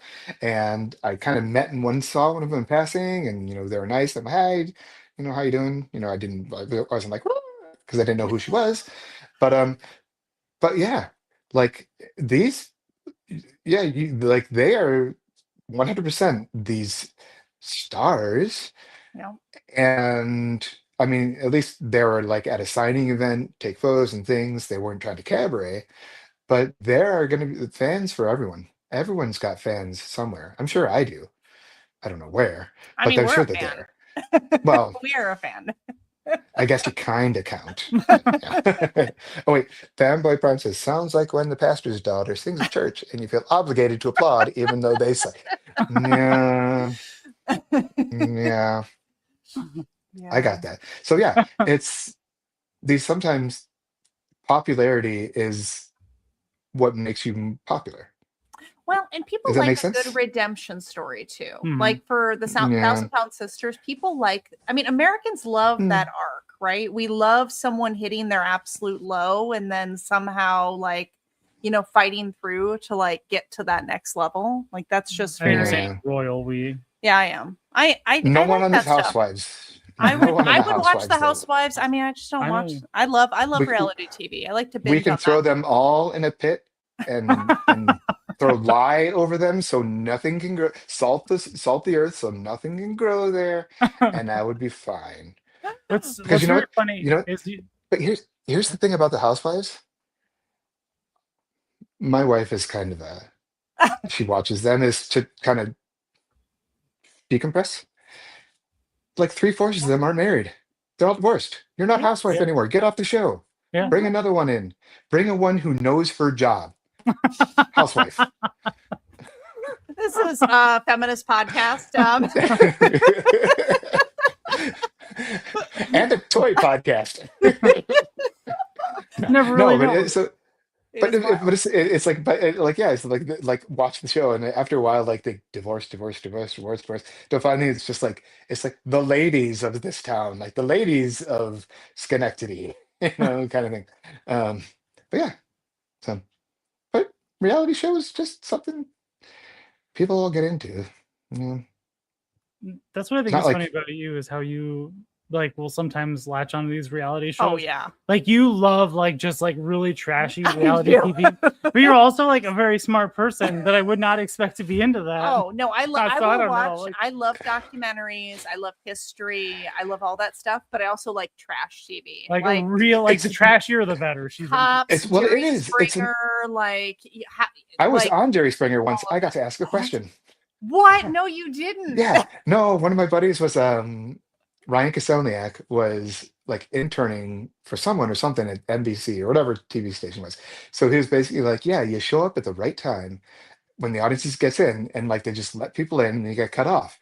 And we didn't, this is before he went really trash. He was about homeless people and restaurateurs who are trying to get them off, like get them out from in front of the restaurants. But I got to ask the question. I actually got to call out like one of the restaurateurs. I'm like, it's greedy bastards like you. And like Jerry Springer was nice at the time. He's like, oh, don't call that guy greedy. Kind of thing. Like so. But yeah. Oh my gosh. that should be like your You- title. It should be like former We should Jerry change Springer this- fan, or former Jerry Springer guest. Let's Something like talk, that. we're not talking about robots at all anymore. Not Mecha. It's just Jerry Springer and trash TV. No, but like reality TV and stuff, like I get it. There's a release to it because you really can, your mind is always thinking so hard, Hmm. and then you can just stop and just be like, oh, Ariana, you slut, And it's also a more extreme version of like the people you know in real life. Like like a How tone many rich down. people do you know in life? Oh no, like I'm talking about Jerry Springer. Oh, I'm not okay. talking about that. Oh, Like, yeah, I don't know any yeah. rich- You grew up in a small town. No, so I it's don't know really any- relatable. I don't know any rich people, but I I do see know trashy like people a lot all of the trashy time. people. Yeah. I wake up, go in the mirror, and be like, that guy. I mean, I did go to high school with a girl, and I'm not even trying to make fun of her here. I'm just painting a picture that her house was 4 single wide trailers end to end with a room built in the middle. So it's like a RV centipede. It was like a circle of single wides with a room in the well, middle. if it's 4, don't you mean a square? Okay, a square. Do you know what a square looks Okay. like? I'm just saying that is the sort of high school I went to where 70% Was the of room the kids. Was the We're room on- covered? Yeah. The room in the middle, it was just like one large room in the middle. Well, see, that's innovation. Yeah. Yeah, that's what I said. I said Well, that's and- smart. I mean, I If just all you can afford is 4 single wides, and and you you just turn it smash into that together. Yeah. in you your turn into a house. mansion. When life gives you lemonade, oh, no, I messed that up. When Yeah. life gives you single wides, make When, lemonade. when life, People were yeah, there you go. ingenious. They rose above, and it was 70% on free and reduced lunch. Those know. people need more praise. To be honest, just saying. Very ingenious. But there's a small part of me. It's like, can we do that? I mean, we could put a single wide in the backyard. That could be your toy. No. That Can we could go be your buy? toy. Can we go buy 4 of them and turn it into like a? We're not going to do a single wide house. Actually, we Because could buy 3 8 of of them, those. and we could stack them double high.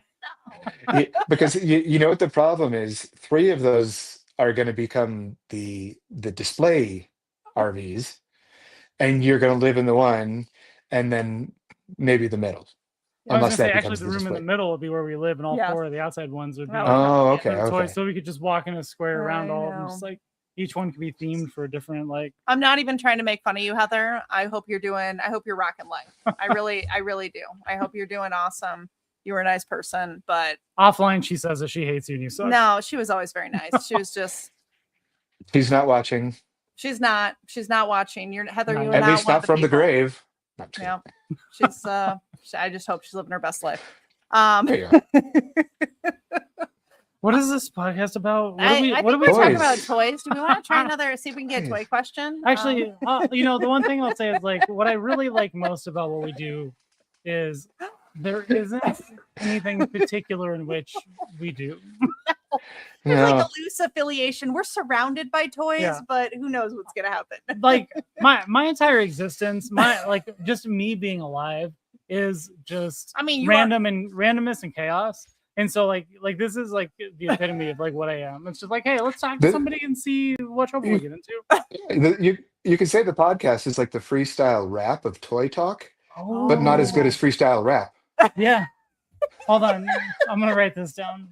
It's saved for posterity on YouTube. You can rewind when you're done. People have such better ideas than we do. I know. Why don't we ever come up with this sort of stuff? And while he's doing that, I am going to show off something that I bought this past week. It's called a hog log, and it is Hog a log. hog made out of a log. And when I bought it at the state fair, they were like, "Hey, do you want us to like do the toes?" And I was like, "What do you mean the toes?" And they actually carved little toes and painted the toenails and nailed a little bow here on the top. And they put earrings on And they it. put little earrings on it.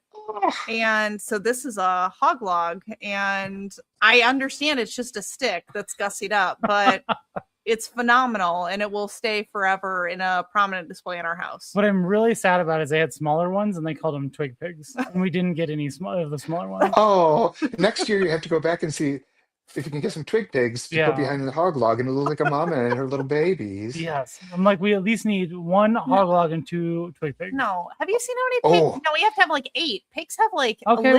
litters, man. I We mean- gotta have like 8. But- pigs. Whatever. But you know, Let me cue up Stormfire a song and much better cover it. but then what they also have, they have to have like little slices of wood in bacon form. Oh. Oh, we should suggest that. Well, the cool thing about this Toy is that talk. like it's a whole experience. So like I don't think it would be nearly as cool if it wasn't for like the whole experience. I just picked the pig, Yeah, So, like- and then I got to so pick it's like the they're ribbon just I like wanted. sitting everywhere. There's like hundreds of them, right? And then like the guy is like, hey, do you want her like gussied up or whatever, right?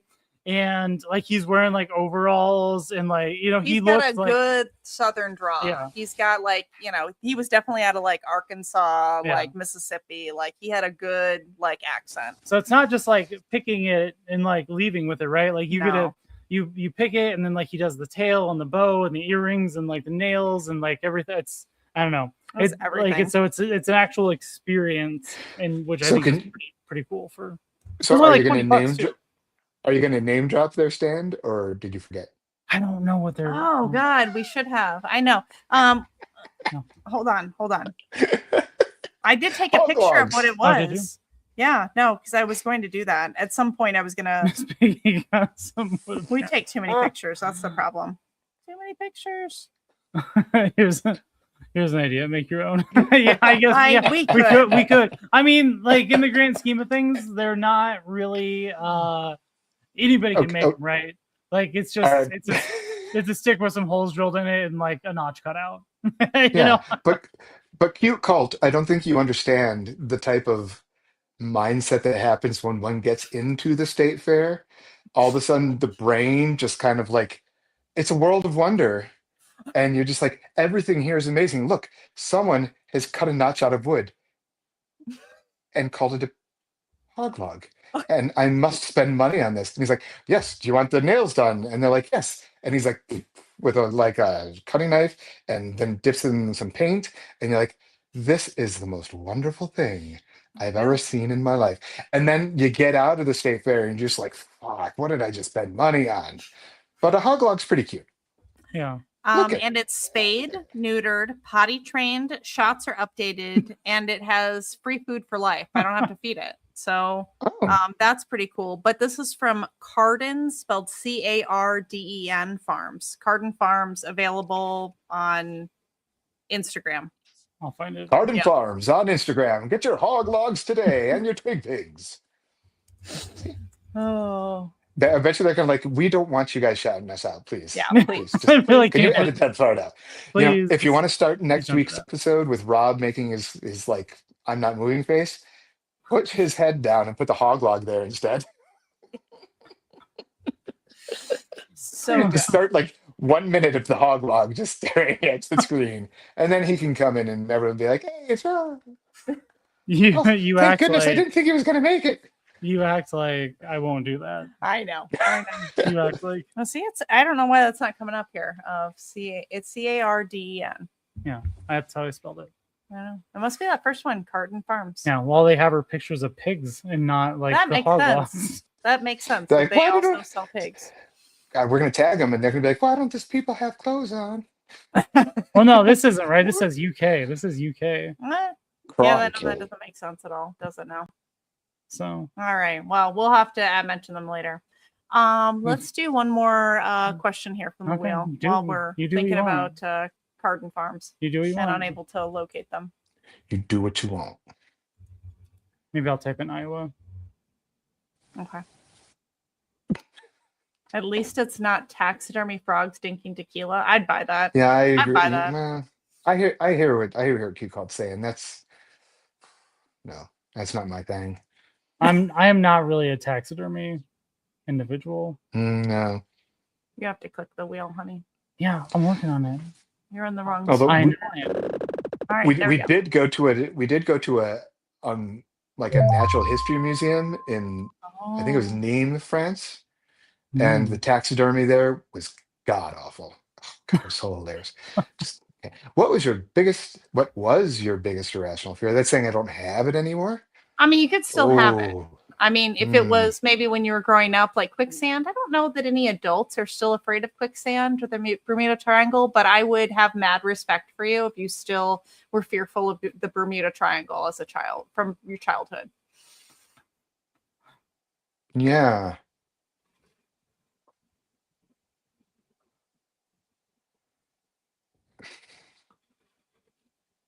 Mine's You stumped bugs. me. Okay. Mhm. Bugs don't really bother me. Um, The more legs, like the worse it is. really? Yeah. Oh, no, they're fine. They're fine. We had a friend once again back in the UK. She was like in charge of the like etymology, Mm. entomology, whichever one Yeah. was the bugs, at the university's like natural history museum. So we got to play with like the like thousand like millipedes, like the ones as big as your arm, and Oh. and the hissing cockroaches, and they're just wonderful. Nope. Um, what do I have irrational fears of? I think all of my fears are pretty rational. Um, like I'm afraid of a lot of things, and there's good reason for it. Um, Maybe you need to rework this question to just be like, what is your biggest fear?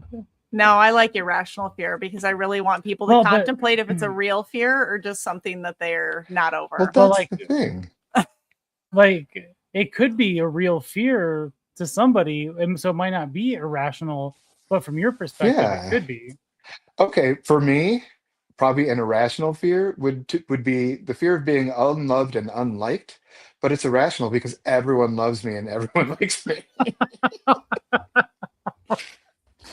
I love this No, so much. you know, things like being alone, Hmm. not having people in your life, not having friends. But those aren't irrational, I think. Like things like insects or night don't scare me. Things hiding in the closet, Small clowns don't. spaces. You're scared of Mm, small spaces? I haven't really been in that many. We'll One fix time that. well, We'll test out this fear real quick. yeah, no, because I've crawled into some pretty small spaces before and not really been preyed.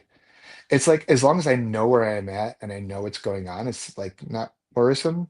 So I guess if I woke up in a small space and I didn't know where I was at, but then that's a pretty rational fear. Oh, where am I? But like, huh? I don't know. This is Yeah. I think you good need question. to rework this question to be just like about fears, because then you can just judge people and tell them if it's irrational or not. Oh, well, that's fair. Yeah, I like to judge. I like to judge people. Then you Not can, in like a It- mean way. I just like to hold like, that's a little weird. Yeah, that's nice. Yeah, it's nice for you. I see Yeah. it. I get it. It's nice for you. I like I get it. love that for you. Or that makes a Yeah, lot I of love sense. it. I could see you being like afraid of that because you're kind of like, Yeah. Yeah. I know you're looking for people to Politicians, like no. answer like this like specific generalized thing, Yeah. like the Bermuda Triangle or I really quicksand. want to meet someone who's afraid of the Bermuda Triangle. Well, I think if we rephrase it to be just about fears, like inevitably at some point somebody's gonna be like, you know what, the freaking Bermuda Triangle, and then you'll get your person. Because But we've it's- already so when talked. Oh, go ahead. well, when I was a kid, I read a lot about the Bermuda Triangle, and you realize, like, first, it's a very large space of Right. ocean, and secondly, statistically, there's nothing like, oh, 5 TB4 Avengers disappear on a training mission in the Bermuda Triangle. Oh, it's like 20,000 square miles of ocean. And if you get lost and your plane runs out of fuel, no one's going to find you. Like ships sink, blah, blah, blah, like so that like a lot of things that are rational fears for people can usually be easily explained.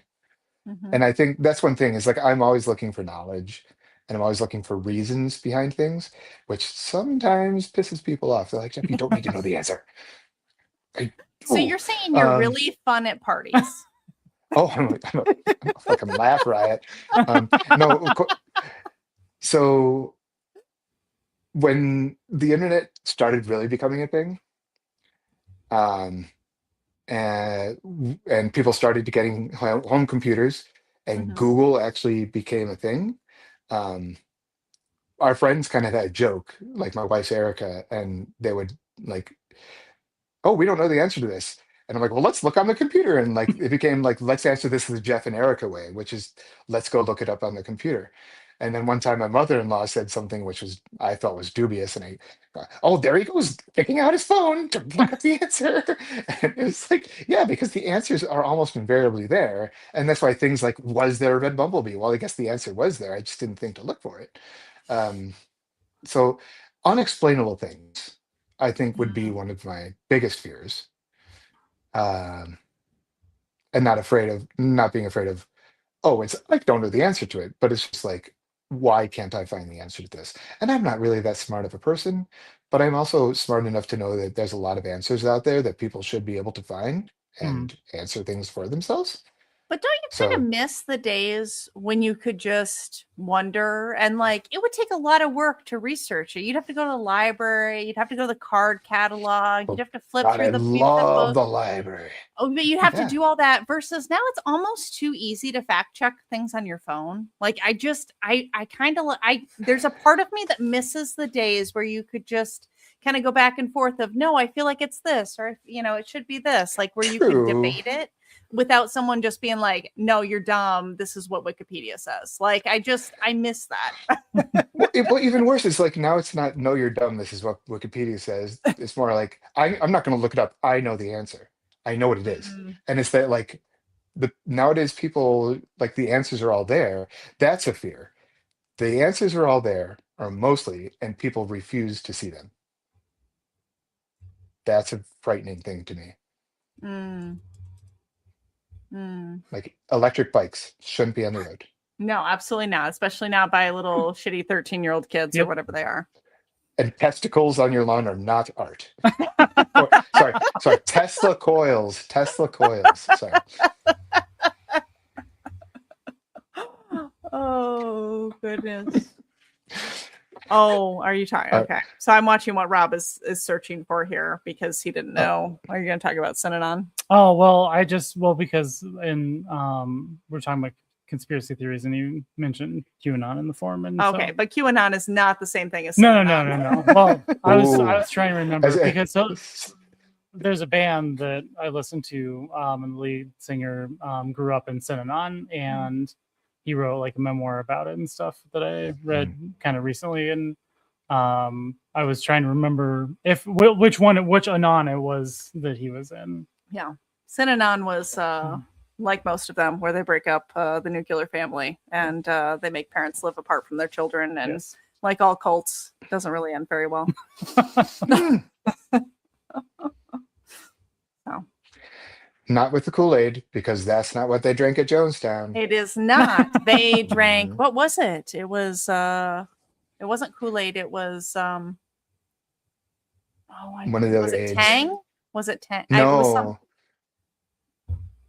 I had the name on the tip of my tongue, and then I mentioned it, and I'm like, shot right out of my head. So if you ever want to, so this is not a recommendation. This is just Toy probably this is the most probably traumatic thing so I went down like the Jonestown train because I like to research cults, but I do it in like spurts where I just go really hard into, Jonestown, or I go really hard into, whatever the cult is at the time. And Mary Kay Cosmetics. Yeah, I mean, that is a legitimate cult. That is true. Kirby vacuums. Yeah, Kirby. Yes, MLMs. I actually did go hard into MLMs for a little bit and like got really sucked up. Not that I ever sold them or bought them or whatever, but like I just went hard into researching that. But Jonestown was.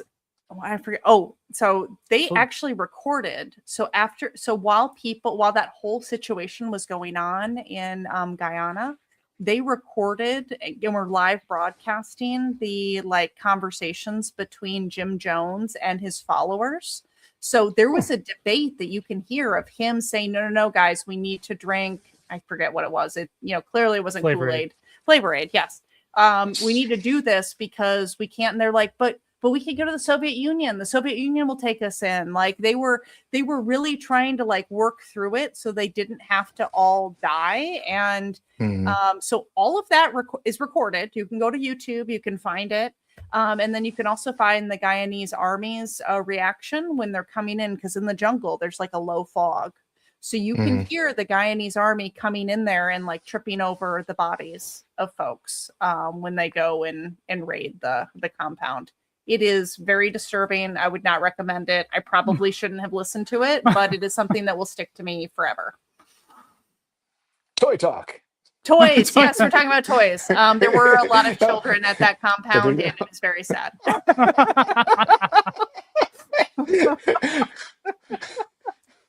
So we start off with a very brief correlation to toys, and then we go hard into the weird. Is this actually really Sarah's podcast? It is her show. I'm like, can we talk about some weird stuff here? So one thing that you've been working on, which is a series of 8-bit art, which I'm kind of curious about. All right. So as I mentioned, I really enjoyed Mecha. I also have been playing video games for a very, very long time. And one thing I like, as I said, is these super deformed, little body, big head, little body, chibi, if you will. Kawaii, cute, but kawaii isn't big. Yeah, that's both kawaii and chibi.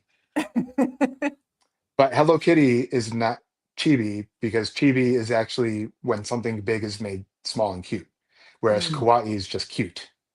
So Hello Kitty is cute because there's never a large cat version of her that looks normal. Whereas that there is a normal version of Optimus Prime has been made small. And really, you look at it, games like Blaster Master on the Nintendo, when Jason gets out of the Sophia the Third, the tank, he is like a little kawaii guy, big head, little body. And it's just really fun to watch those things. And then we would see in video game magazines that there was actually like, do you remember the game like Super Volleyball on Nintendo? had like all these weird maneuvers you could do. Like your guy could go up and like throw the volleyball across the court, and it would spin in 3 balls and smack someone.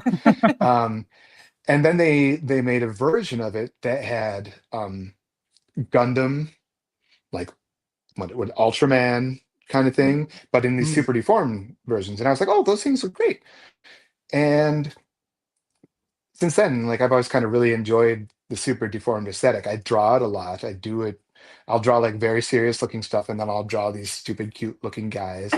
um, and um, and then in like 2019 or 2019, I kind of fell in the rabbit hole of this game called SD Gundam Gundam Wars. And it was a very simple 3-on-3 game. Pick moves, you had these attacks and kind of things, and they're all super deformed, and it was cute.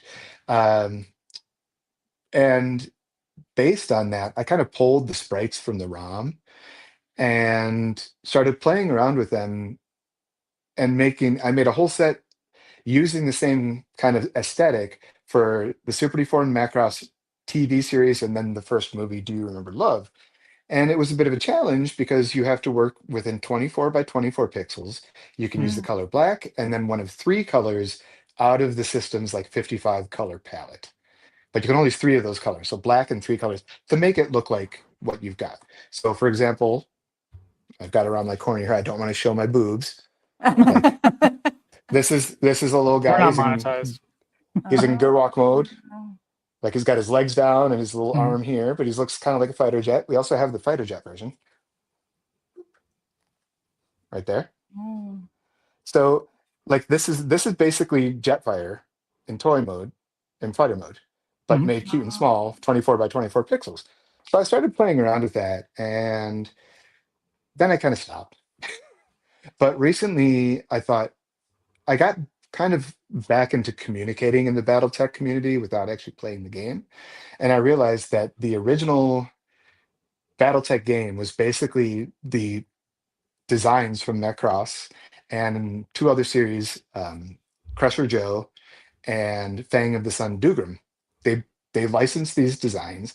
This is a whole part of that whole Harmony Gold wanting Robotech thing. This company also thought they licensed the designs. It was the Wild West. And I realized, oh, already have all these little pixel guys designed, so I'll just recolor them based on the original game. And then I was like, oh, well, there's a whole lot more BattleTech, a whole lot more BattleMech. So I started designing more pixel designs. And it's become a big thing now, and people in the BattleTech universe are all people in the BattleTech universe are all, yay, these look cute and fun. And I'm just having a lot of fun doing it. So, and I've launched a Kickstarter to release 8.5 by 11 sticker sheets featuring the 16 battle mechs from the BattleTech second edition game from 1985 in 8-bit form. And so that's what's running right now. I just launched it the other day. Should be pretty easy to find. Oh, there they are. Yep. So we have the Marauder, the Warhammer, Phoenix Hawk, Chameleon, all those fun guys. And I made sticker sets of the Macross ones that I did a couple of years ago, and they were a hit.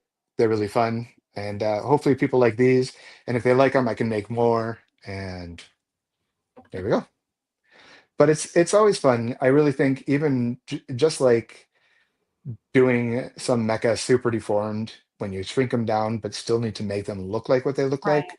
I think doing it 8-bit is the same challenge. When you bring them down to that small, it really takes a lot of work to put the features there that people will instantly recognize and be like, oh, that's that. So it's also like a mental thing, not like crazy mental, but like a. I mean, that would be fun though. It doesn't preclude it. So yeah, then I'm just drawing a whole bunch of other stuff. Working on commissions, and I've got some Star Trek work coming up soon. So not official Star Trek fan art, but I think it's really good, and I think people will like it. So that's what matters. Very cool. Yeah. Nobody cares about official. Honestly, there's so much better art that comes out of fan art, I think, than official. Personally, I mean, I buy a lot of fan art.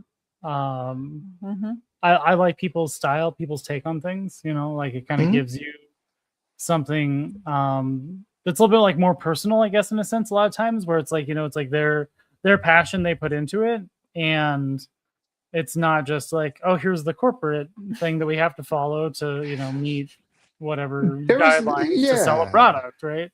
Right. There's like a discussion about that on Reddit or something recently, and someone's like, I don't understand fan art. You know, why would I want to buy what someone else is drawing, something that already exists? Yeah. And another person was like, well, because these people are doing it mostly, not always, but mostly because they love the franchise. And they're going to put thought into it that sometimes even official artists won't do. I remember when the first Gundam Hathaway movie came out, the initial like teaser art had this great action scene, these people running on street level in this giant mobile suit, flying flames and everything, and people immediately picked up that the artist basically painted over a picture of one of the model kits because there's a gap in it that is only existent in the model kit, you know. And that's something that, you know, someone who cares about it wouldn't make. They would know the design. You know, I put a lot of love. I make mistakes, I'm sure, but I put a lot of love into the things that I draw, and I want to try to make sure I get the details as close or as good as possible. Sometimes you don't, and officially you don't get that. It's just an artist who's just doing the job. Some like the what they do, I'm sure, and some are really passionate about it. But yeah. Ooh, and then fan art. Yeah. Interesting. Yeah. So yeah. Well, and I think one of the things about your art that caught our eye after you were like, whatever the turtle question that you shouted at us based on our like based on our dumb headbands here was you do a lot of like pop culture or historical events in your art, and that really caught me of like, oh, like that's Tiananmen Square, or like, you know, what have you, with, but like swapping out some of the like key characters with robots. And I thought that was something that very drew me to your art, is like, because I'm, you know, I'm not like I'm geeky. I'm not really like nerdy. Like, so those sort of historical events really like caught my eye with your stuff. Oh yeah, well, definitely one of the biggest eye catchers is the Optimus Prime knocking out Megatron a la Muhammad Ali, Sonny Liston. That one really catches people's eyes a lot. I think it's a fun drawing. But yeah, those are the kind of things I really, really enjoy. Very cool. I was going to bring this up while we're talking because, again, I just the time lapse things always just blow my mind. Oh, this is the one that we have, right? Yeah. So I like it just. Wait! Everyone, wait! You wait for it. Oh, no. Okay. Oh, and then is this? Wait, when does the first get? Or it might already be on there now. There's a point all of a sudden you're going to see the blue stuff, but so right now that blue stuff is there. So what I'm painting on is very wet, and it doesn't bleed over into the parts that I don't want it to bleed onto. Oh, yeah. That's because it's right there. I see it very now. Clever. Yeah. And here I'm peeling off. Yeah. Oh, there I'm. Yeah. But yeah, like I just am a big. I'm trying to figure out what I was trying to say there. I'm a big fan of like the time lapse things because you see people create things. Here we go again. Yeah, I mean, I honestly, I've probably watched this like 1,000 times to be honest. Like, you know, like because I'm like, one, I have this right here, and two, like I see how it's done. It's really cool because what people really like is I like doing this because people don't have to wait. Like, and also it just they enjoy watching the process, especially the watercolors, because you can see it dry. You can see the tone change as the paint dries over time. So I just think it's really neat to see the process, like the creative process. I'm a type of person that likes to understand how things work. You know, like, and if I don't understand, I want to know, like, it's death by 1,000 questions. I will ask. Oh God, I know. It drives this one nuts because if I want to know something, because again, I feel like I can't really speak to something unless I understand it. Right. And I might not be an expert in it, but I feel like I can't weigh my opinion unless you know every unless minute I know detail. how the thing works, right? Because I don't know, you know, like otherwise I'm just like saying some dumb stuff that means nothing, you know. And so, which I mean is normally what I do, but I know. But you know, I appreciate the artist's perspective and approach to things, and so I find it always really interesting when you can kind of see the process and how something is created, whether it's, you know, drawing watercolor, hog log,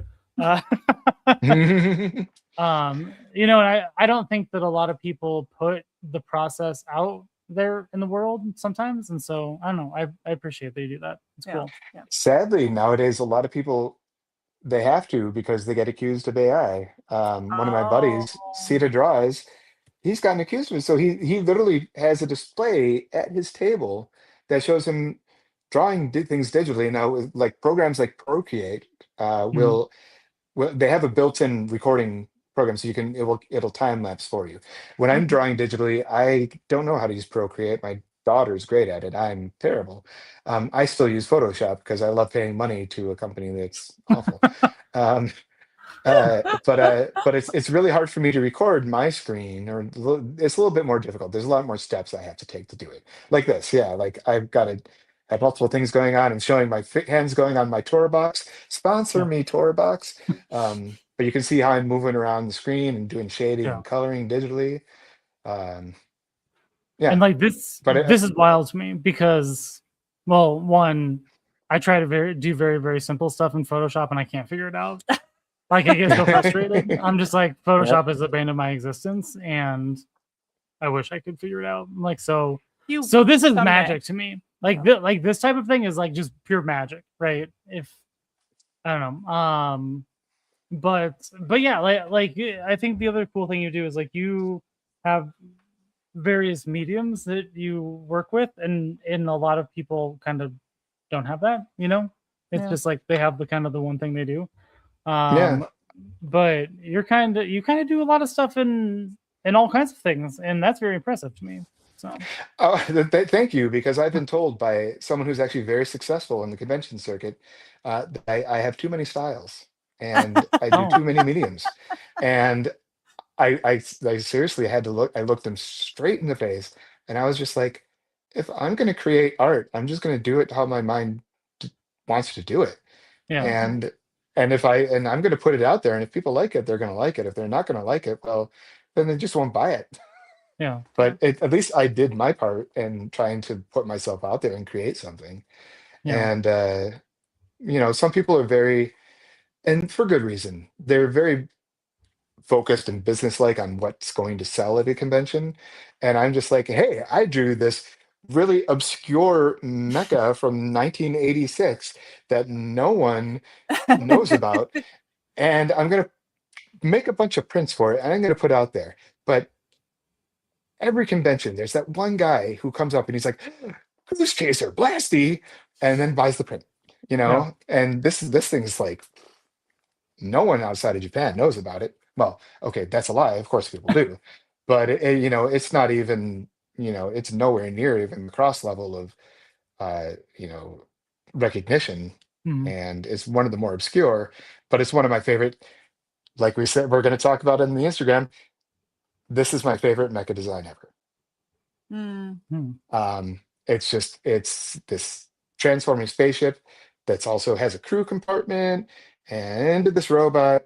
I remember it was like 1989 or 1990. My friend Matt Hoffert brought home a copy of Hobby Japan, and as part of this project, they made their own like kit bash and homemade models just for one-shot photos. And they made them as big as like a meter tall. And then they had one that was about this small. And I remember this picture is holding a pencil. And the pencil's like huge on it. And I'm just like, I love it.